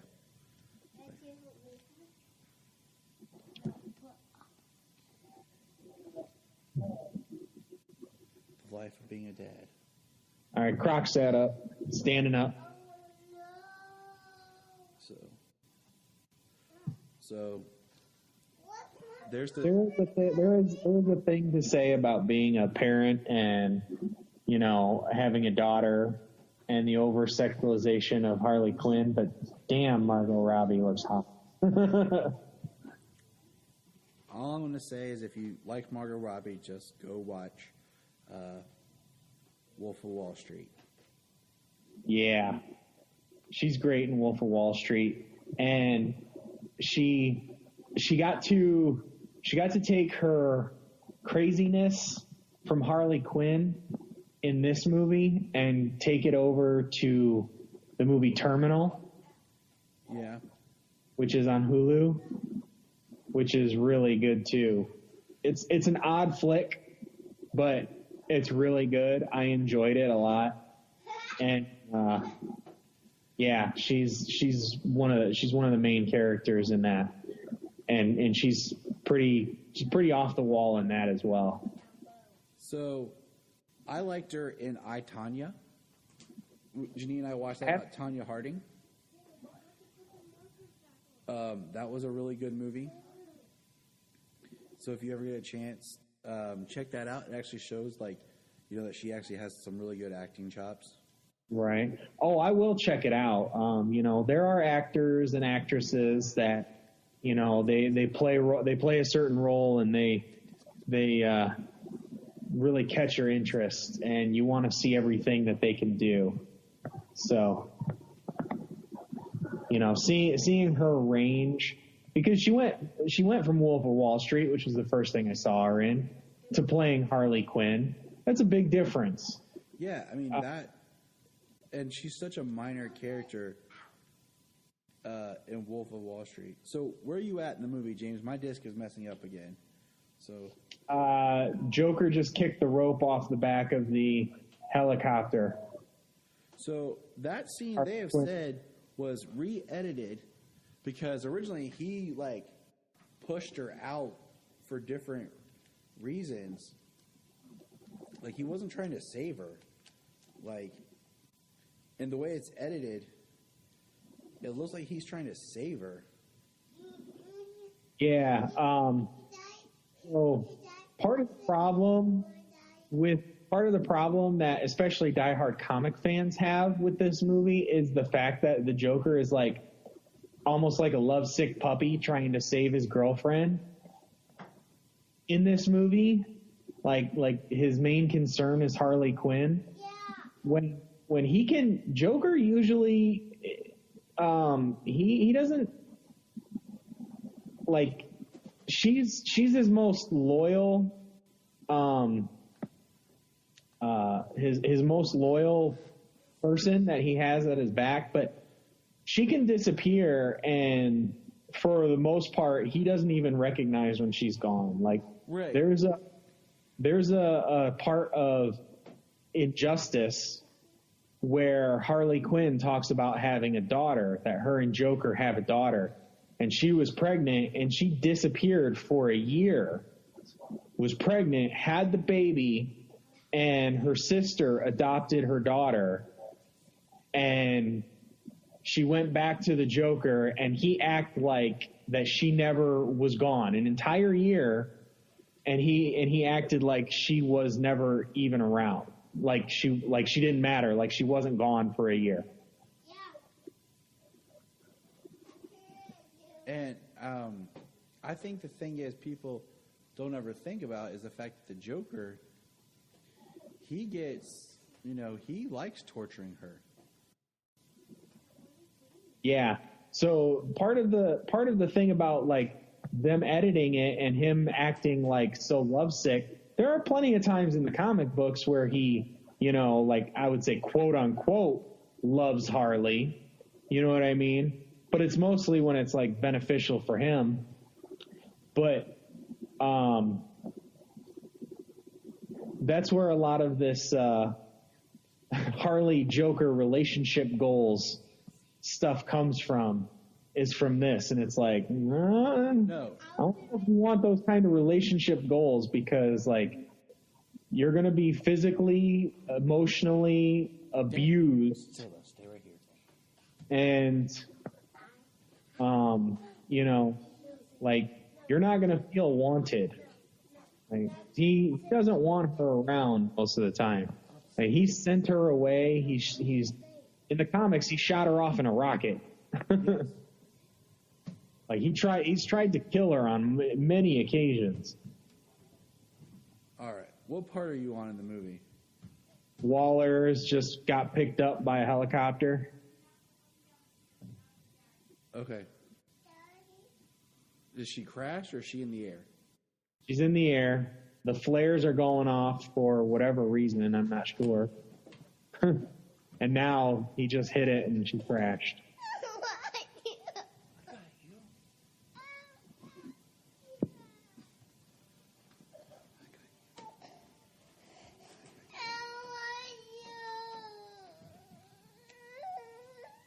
Somebody's tired.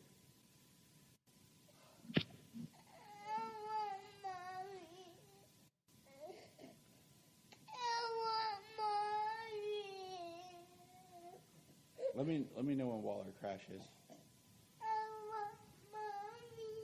Oh, she's already down. They just opened the door to take her out. All right. Say that. Right here.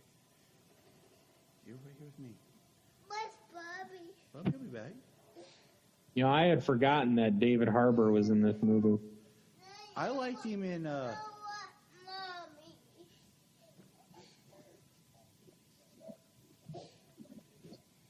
You know, she's down one. All right, so I'm at the part where the SEALs are like, "Okay, we're gonna go get her." And So, yeah, they just started raining. I'm gonna catch up to you. Just let yours be the. There's never a dull moment in my house. Harley's sitting in the rain on the car. All right, she's taking off her pudding necklace. Yeah, Close enough. I know it well enough. You know, it's just. yeah, she just took off her pudding collar.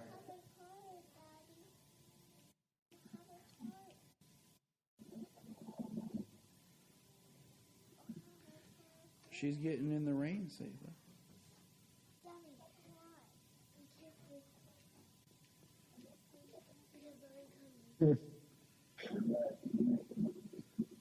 You know, I like this where he's just like, they're all like, nope, nope. You know, you betrayed us, Harley. You left us.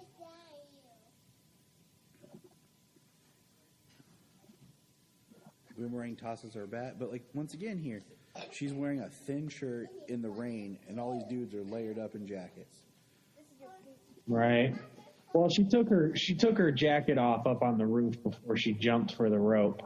Yeah, I know, but still, man, be a gentleman, Diablo. Give her. Yeah. A jacket.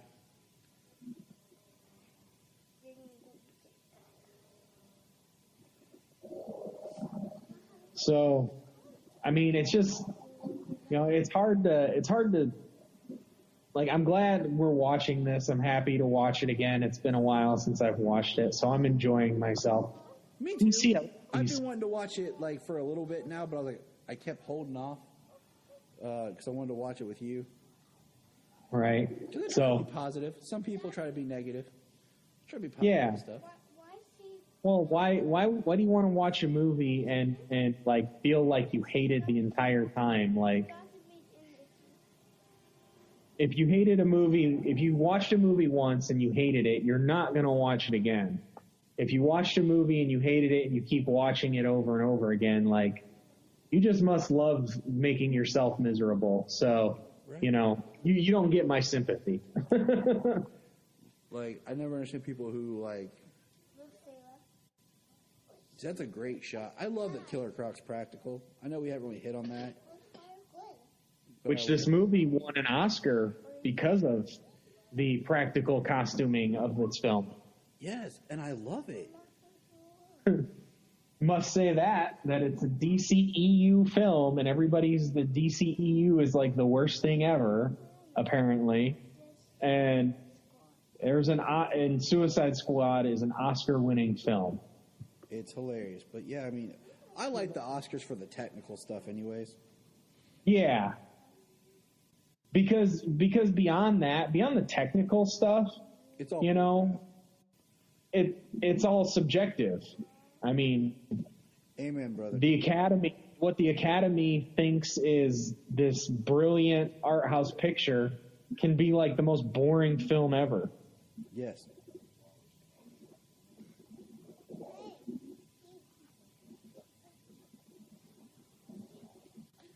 Yeah, I mean, like, this is Deadshot finding out about Enchantress and stuff. I'm like, yeah, this I could do without. Like, so. Well, it's, you know, I mean, it's still giving the reason of why they're there. You know? Yes. It's giving the reason why they're there, why the Enchantress is who they're going after, because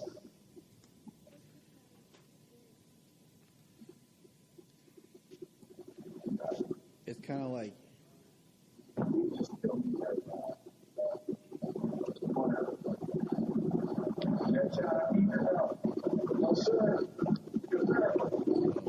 what part you at? they're walking to the bar. Deadshot just said, "I need to go have a drink." Now, Everybody's walking away from Flag. Katana, it just turned and walked away. See, the problem is the extended cut is only the one Blu-ray disc. Yeah. Like my other discs I have are the theatrical cut, which I never watch.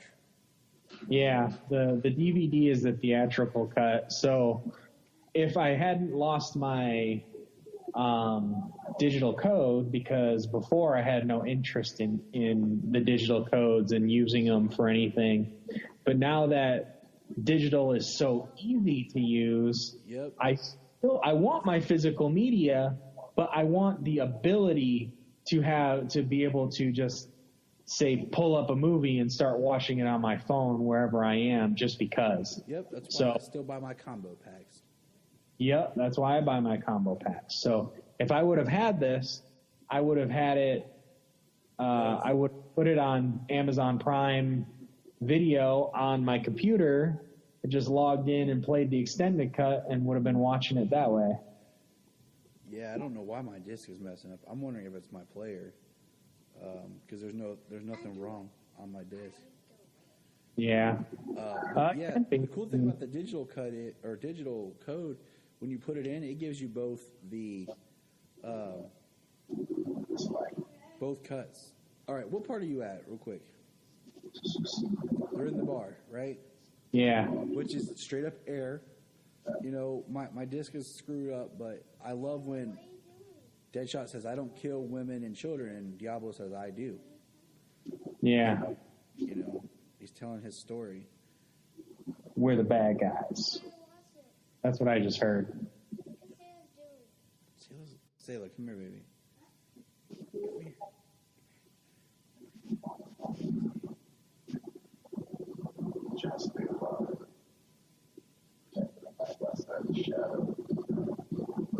I'm watching. Yeah, my disc is just skipping, but it's like it's the story, the background story about El Diablo.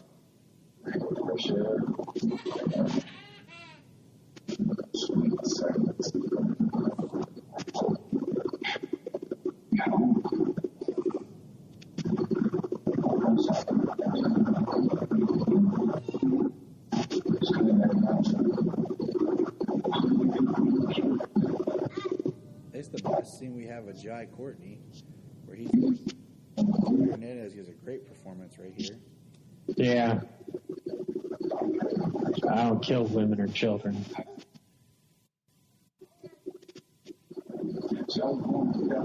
Let me know when Harley delivers her Own It line. Okay. I'm going to try to catch back up with you. This is the most problems we've ever had recording. Yeah. Yeah, we don't usually have too many technical issues during recording. It's usually before and we get it situated. This is what happens when you go live and you try to do something like this where there's a timeline and a times table and you can't just edit around everything. Yeah. What are you gonna do? It makes things interesting. I mean, yeah, it's interesting for sure. You know, because somebody listening to this is most likely probably watching along with us. So they're seeing what we're seeing. Yeah, this backstory with Diablo is pretty sweet. I'm going to tell people, like, if you watch this, watch with your kids around. You'll feel how we are. Right? That's how we record all the time. Kids running around.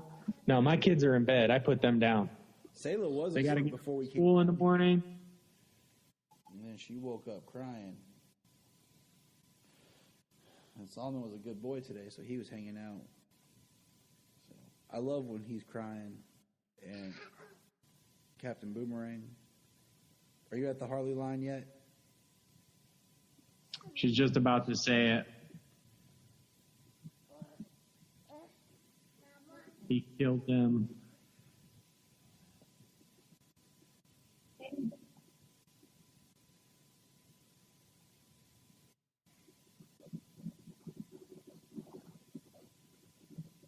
Own that shit. Now she said it.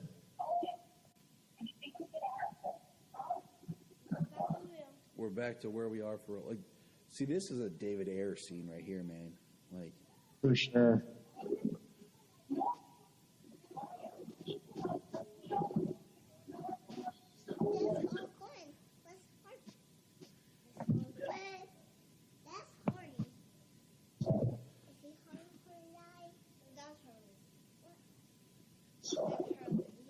we all are, except for him.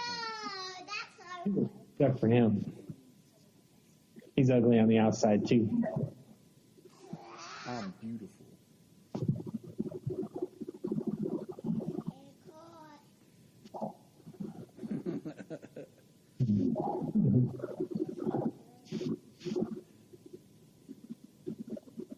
I like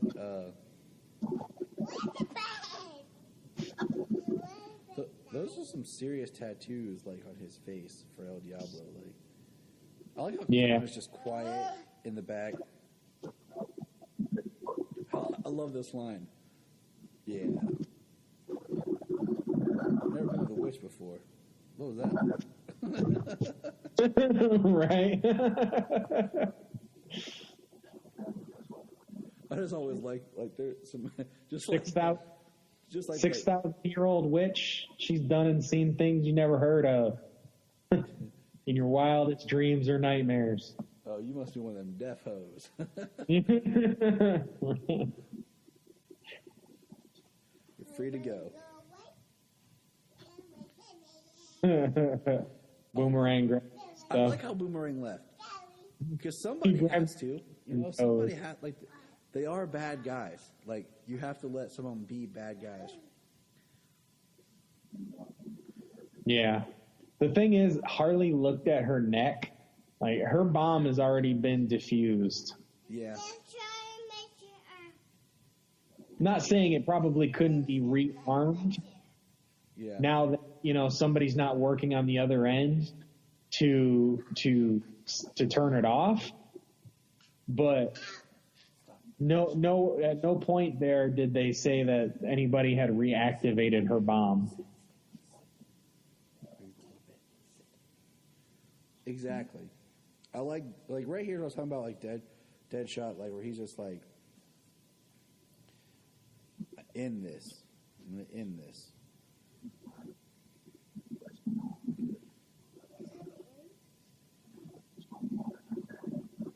I love that. My daughter's not going to think her dad's a piece of shit. Yeah. I get that even more now. Like, just, it's getting there, Solomon. How come? Got something better to do?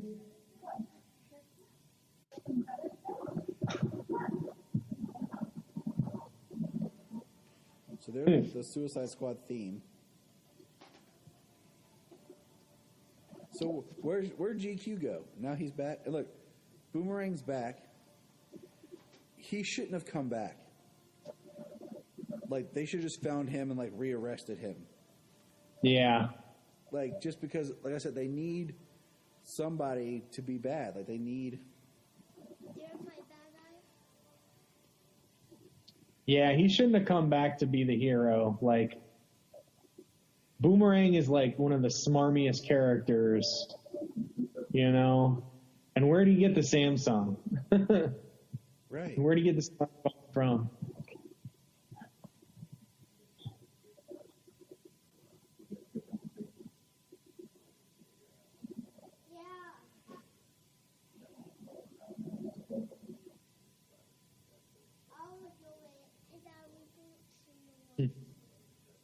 The only reason that Killer Croc is along. Yeah. The flooded tunnel. If you can't tell, dear James and listeners, Selah has her favorite character.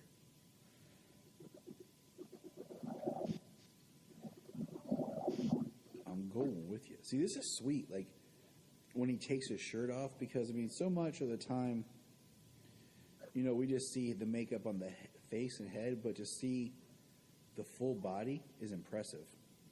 Yeah. Y'all are just tourists. And he takes off under the water. Yep. See, So everybody's that's pretty checking their crazy. guns. Like he must to not only to be that strong and to have the condition that he does, but to be able to hold his breath underwater for God knows how long. Like he has to have some amphibian quality to him, like amphibian reptilian mutation. Crazy, huh?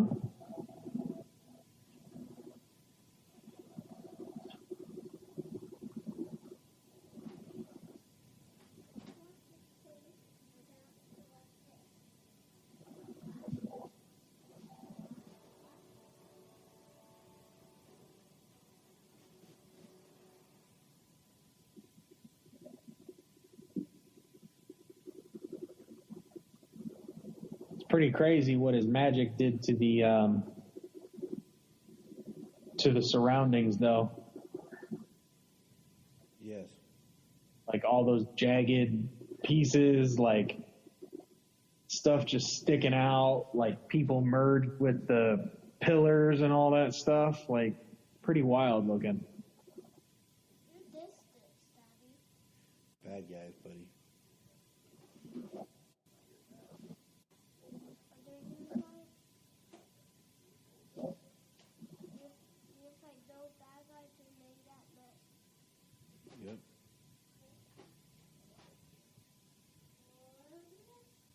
Not good guys. The good guys are not bad guys. So, So yeah, we're getting to the part here, which is just beyond El Diablo doing his thing. Like, I still have a hard time thinking that all of these fists yeah. are going to have much of an effect on anything here. What is this? Like, how long? Like I said earlier, it feels like they screwed up the times table by showing us this day scene where the Suicide Squad gathers. Because whatever, she's making a machine that's supposed to magic machine or something. Like what she's doing makes no sense. And she's been standing here doing this for how long? Her brother put her heart back in later. And it took forever, you know, and it's just like, I don't know, like she's literally just standing there the whole time. And yeah, it's like this conjuring spell that she's doing. Like, she either needs to consistently work it, or like it's taking forever to build and become effective. But yeah, whatever it is she's building, you know, and it seems like this is what people call it, the Ghostbusters ending, and that's what it feels like.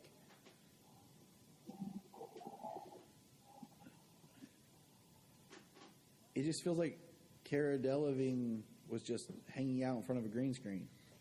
yeah, instead of you know, crossing these nuclear powered streams to create some kind of crazy effect, they're like, nah, let's just throw some C4 at her. And I'm just trying to think. There's like what, 4 shots, 5,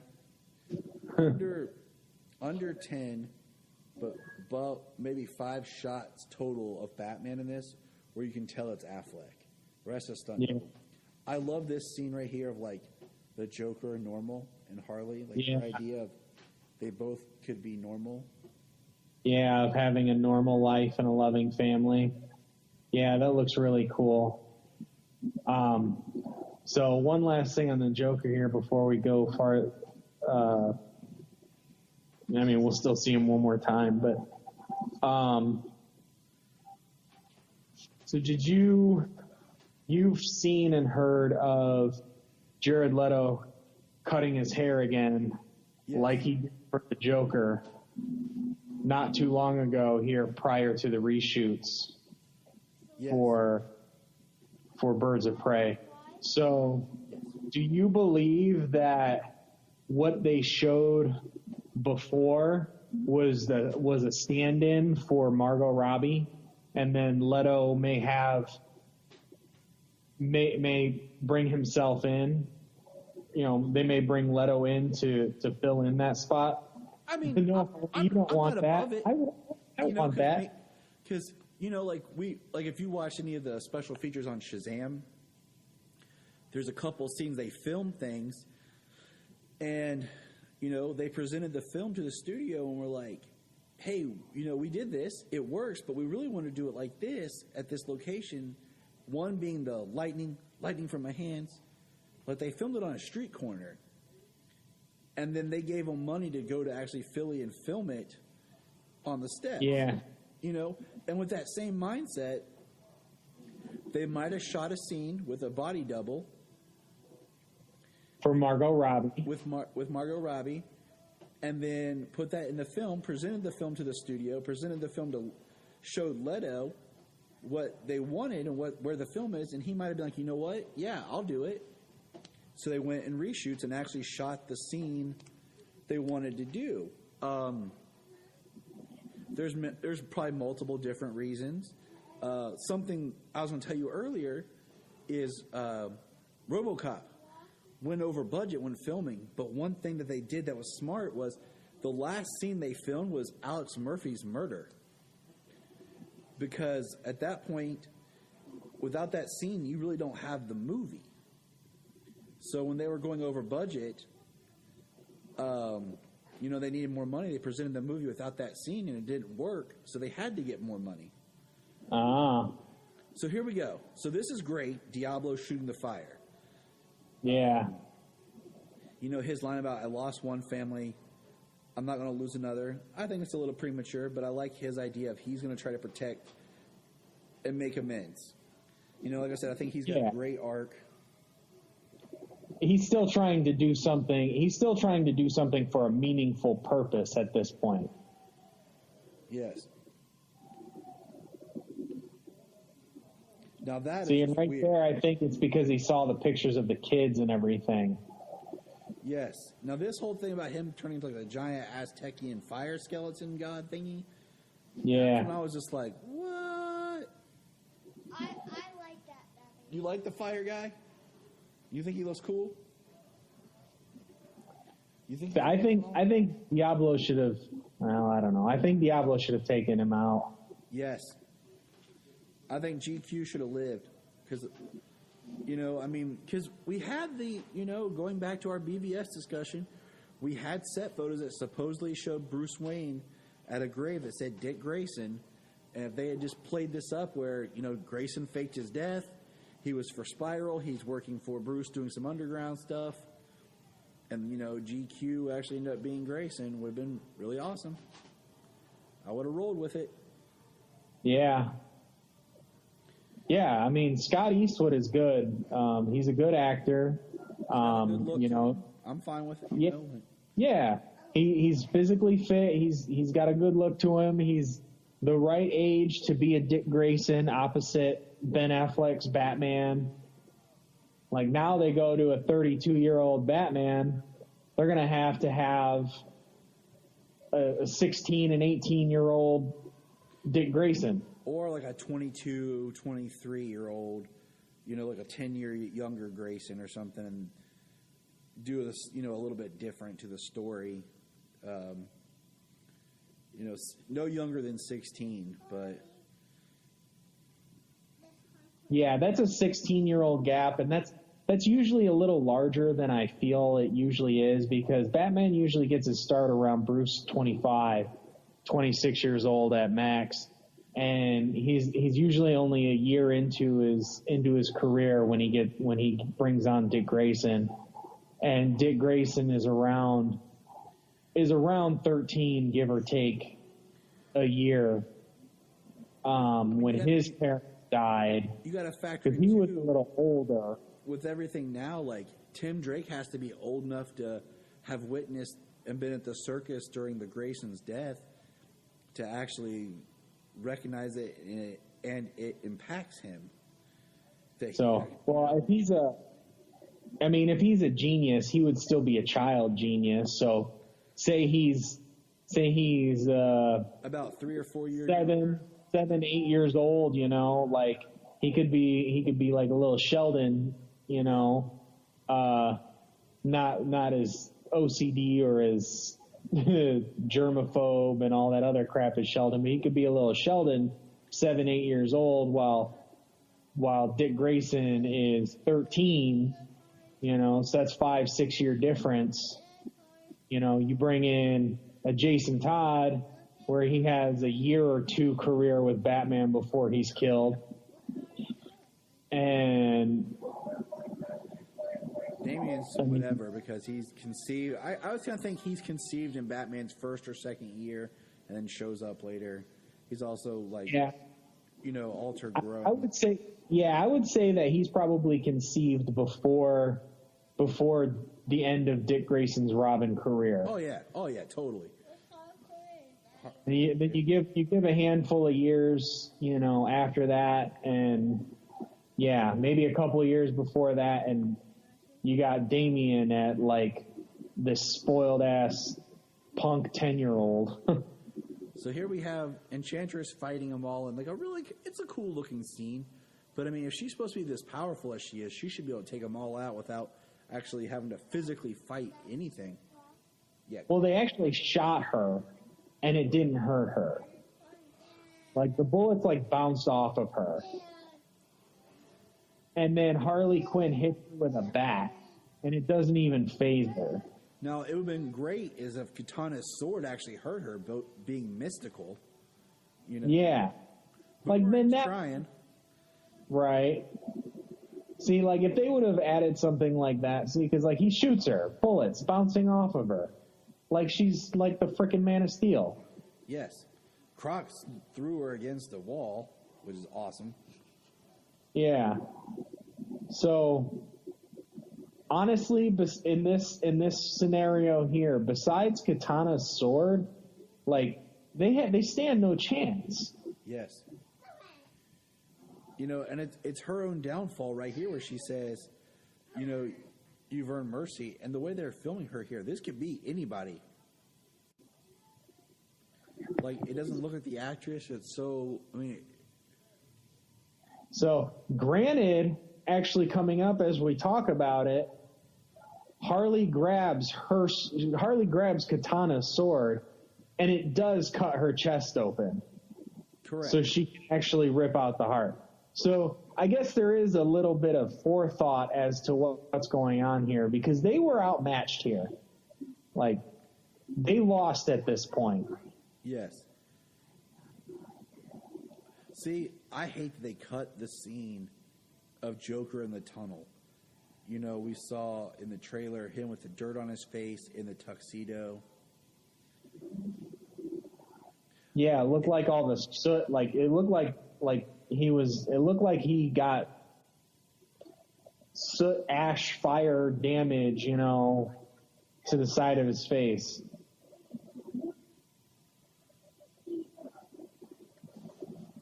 See, she cut her. She pulls the heart out.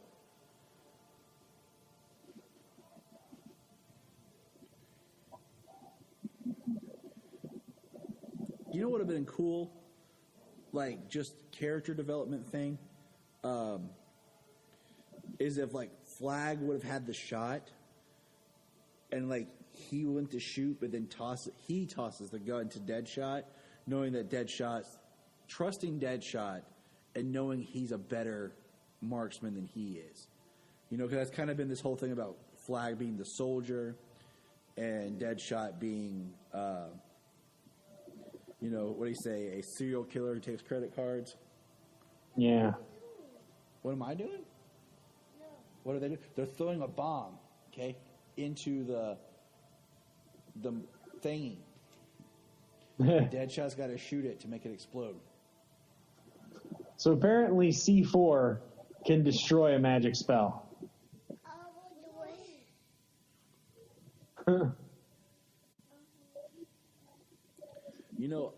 I've said all along with the Joker in this movie, if he wasn't going to be the villain of the film, he should have only existed in Harley Quinn's flashbacks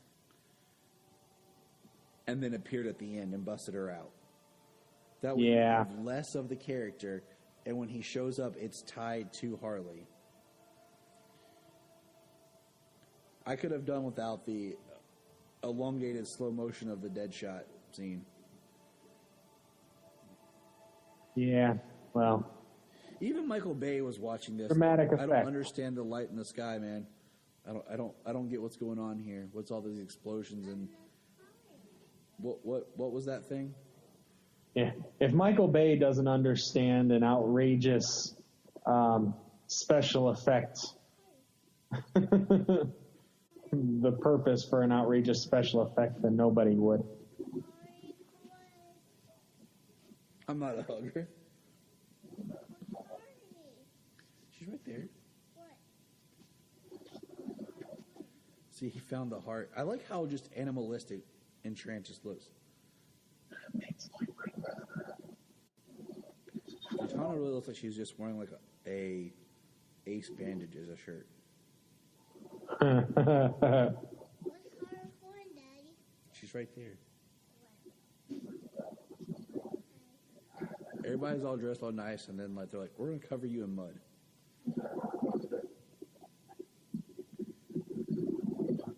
After you guys have been poured on by rain. I like that Flag's the one that did it. He didn't really hesitate; he just did it. Yeah, so actually rewatching this and talking about it, you know, I mean, it's still not a threat that they should have been dealing with, but since it was a threat caused by Amanda Waller and they were set forth to it, you know, using the sword, kind of the way things went down, Yeah. it makes sense. But the biggest thing was the light and the destruction. I mean, did it really take her an entire day to be able to create that storm to destroy everything? I don't know. Yeah. See, okay, if you wanted to go this way, this to me, the Enchantress, that would be my Suicide Squad 2. Like, your first movie is really grounded in, like, the reality, and like we talked about, like, the shoot-'em-up kind of villain stuff. And then the next one's where it slightly gets a little bit bigger than what they can actually handle. And that's when they step into a new realm of mysticism, magic, and all that. Yeah. So talking about it from memory, you know, we've said many times that it breaks down in the third act, but there's a lot of character stuff that goes all the way through. How are you not dead? Thank you. You're welcome. 10 years off your prison sentence. At least Harley Quinn seems satisfied about getting the thank you. See, I like Deadshot. Like, I'm seeing my daughter.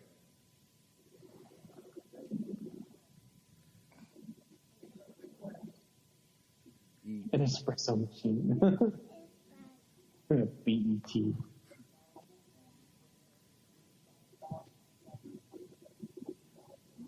I love her as Amanda Waller. That casting to me is just perfect. Like all you need is her and Flag. All you need are those two, and you can make as many Suicide Squad movies as you want. For sure. Like in a building. You shoot a man down here on the street. How far the bullet actually goes. I love how she's equating it to algebra. And I like how Flag's hiding. Like he's back away. You know what I'm saying? Like he's letting Deadshot get his moment. And Well, and he's even being, you know, friendly about this. You know, they dealt with something personal. They know each other on a personal level. He's like, you're not just going in there and chaining this dude up in front of his kid. yeah. Hey, Juju. Hey, Ju, you missed the movie. Hey, sorry I missed out. I know we missed the line earlier when he was talking about he's like, I want my daughter in a good school, you know. white people shit that thing. You know, like Yeah. If her grades start slipping, white people it.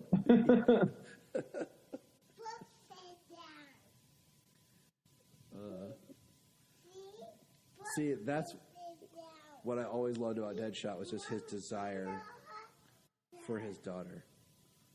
Yeah. And now that it means more to me now than anything with my little girl She right actually here has next to me. a bed now. She's not sleeping on the ground. Yeah, She has her espresso machine. he's got his BET in his sewer, chilling. He got some flavor in there too. And I like how he's in Bel Rev now. Like, you know what I'm saying? Like, he wasn't at the beginning. And he's got it worse. He's like, let me out, please. He's freaking out, so they're like, no. Like these other people, they did what they were supposed to, and they went back to jail, and you know they're being upstanding prisoners. Yeah. So they get what they want. We got Bohemian Rhapsody playing, and see, like I said, like this would have been an awesome scene if this is the one time, like in modern day, that he shows up. Right. I mean, it's impactful because of the fact that he seemingly died in the helicopter crash. Yes. And he's still alive, but And then it would. he's got his own name on his suit that just basically Yeah. says. It says Joker.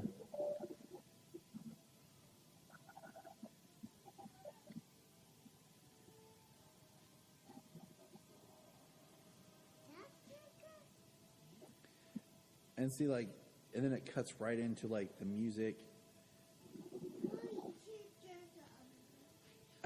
I'm not a fan of, like, the credits like this, because it looks like it's stuff you would have done if you were going to make it in 3D. Yeah. And, you know, just it's so over the top.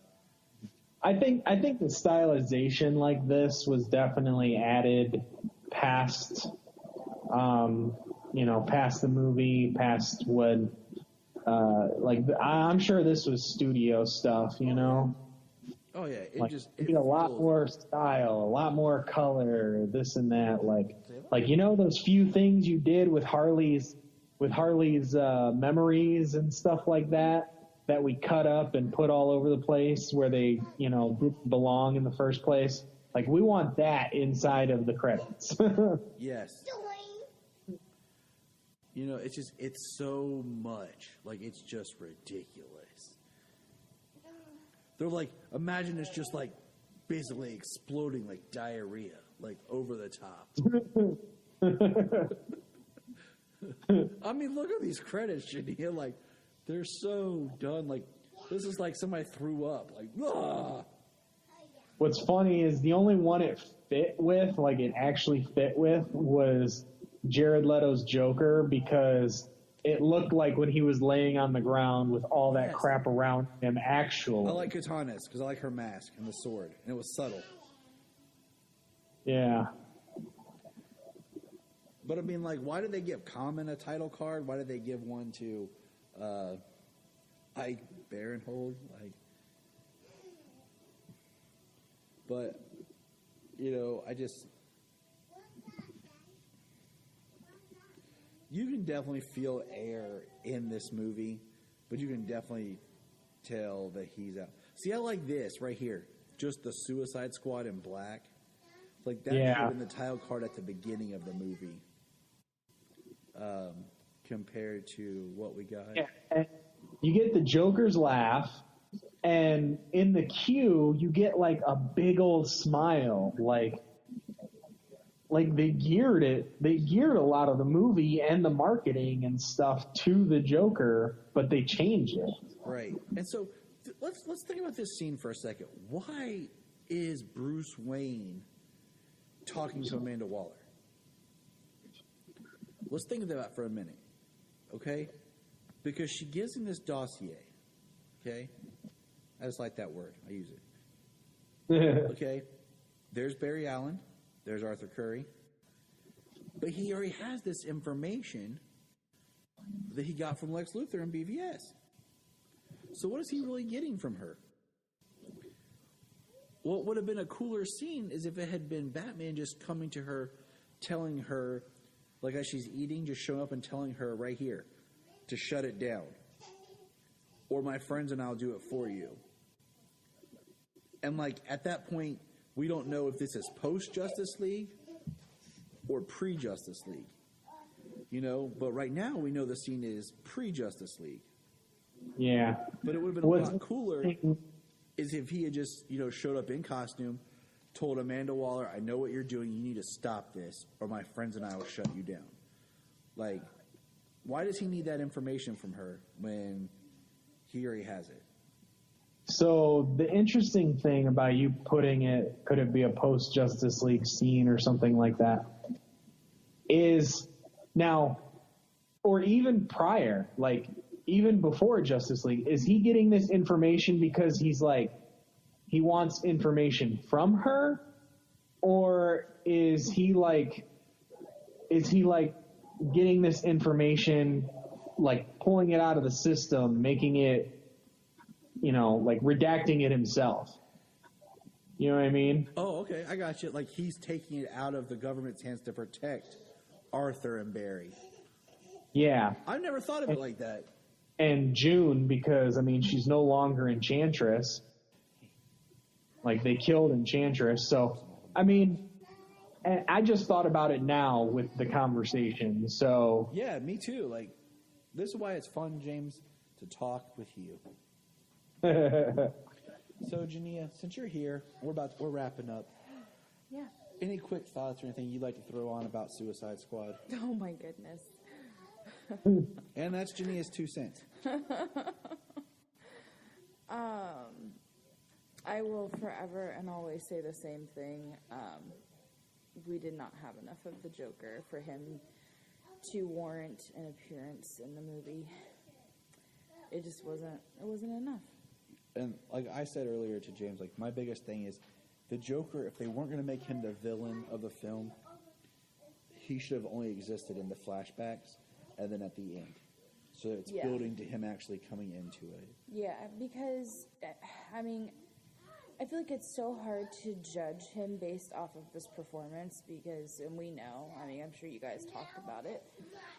Try not to beat a dead horse here, but, you know, there was so much more that Leto brought to the character than we got to see in this film, and it was such a disappointment, honestly. There was more stuff about, like, Harley, like, he references being left in a black hole and erasing his mind and stuff like that could have been explored. And I, personally, I'm a fan of Leto's Joker, and what really could have been, you know? It's up to the clock. But it's kind of, it's depressing because now we never get to see what could have been with that, so. But we're going to wrap it up here, and there we go. So one thing we talked about, Jania, is that recently, a little while ago, for the reshoots and stuff like that, Jared Leto had posted that he had like cut his hair and everything like he did for the Joker for this movie. And when Birds of Prey first started filming, there were some scenes where there was a stand-in for Leto's Joker kicking Harley out. And we're wondering if that wasn't a stand-in for the shot at the time, and now they could get Leto back in, and he actually is filming his part. So fingers crossed we may get to see him again. That would be awesome. Yeah. I feel like he was, a completely different version of the Joker, and I feel like he still needs his time to show us what he had. Because I think he's an amazing actor, but this movie just didn't give him the opportunity that he needed to shine in this character the way that I feel like he really could have. So. Right. I mean, it could be an exaggeration, but they talk about 45 minutes worth of Joker material that's sitting on a cutting room floor. What?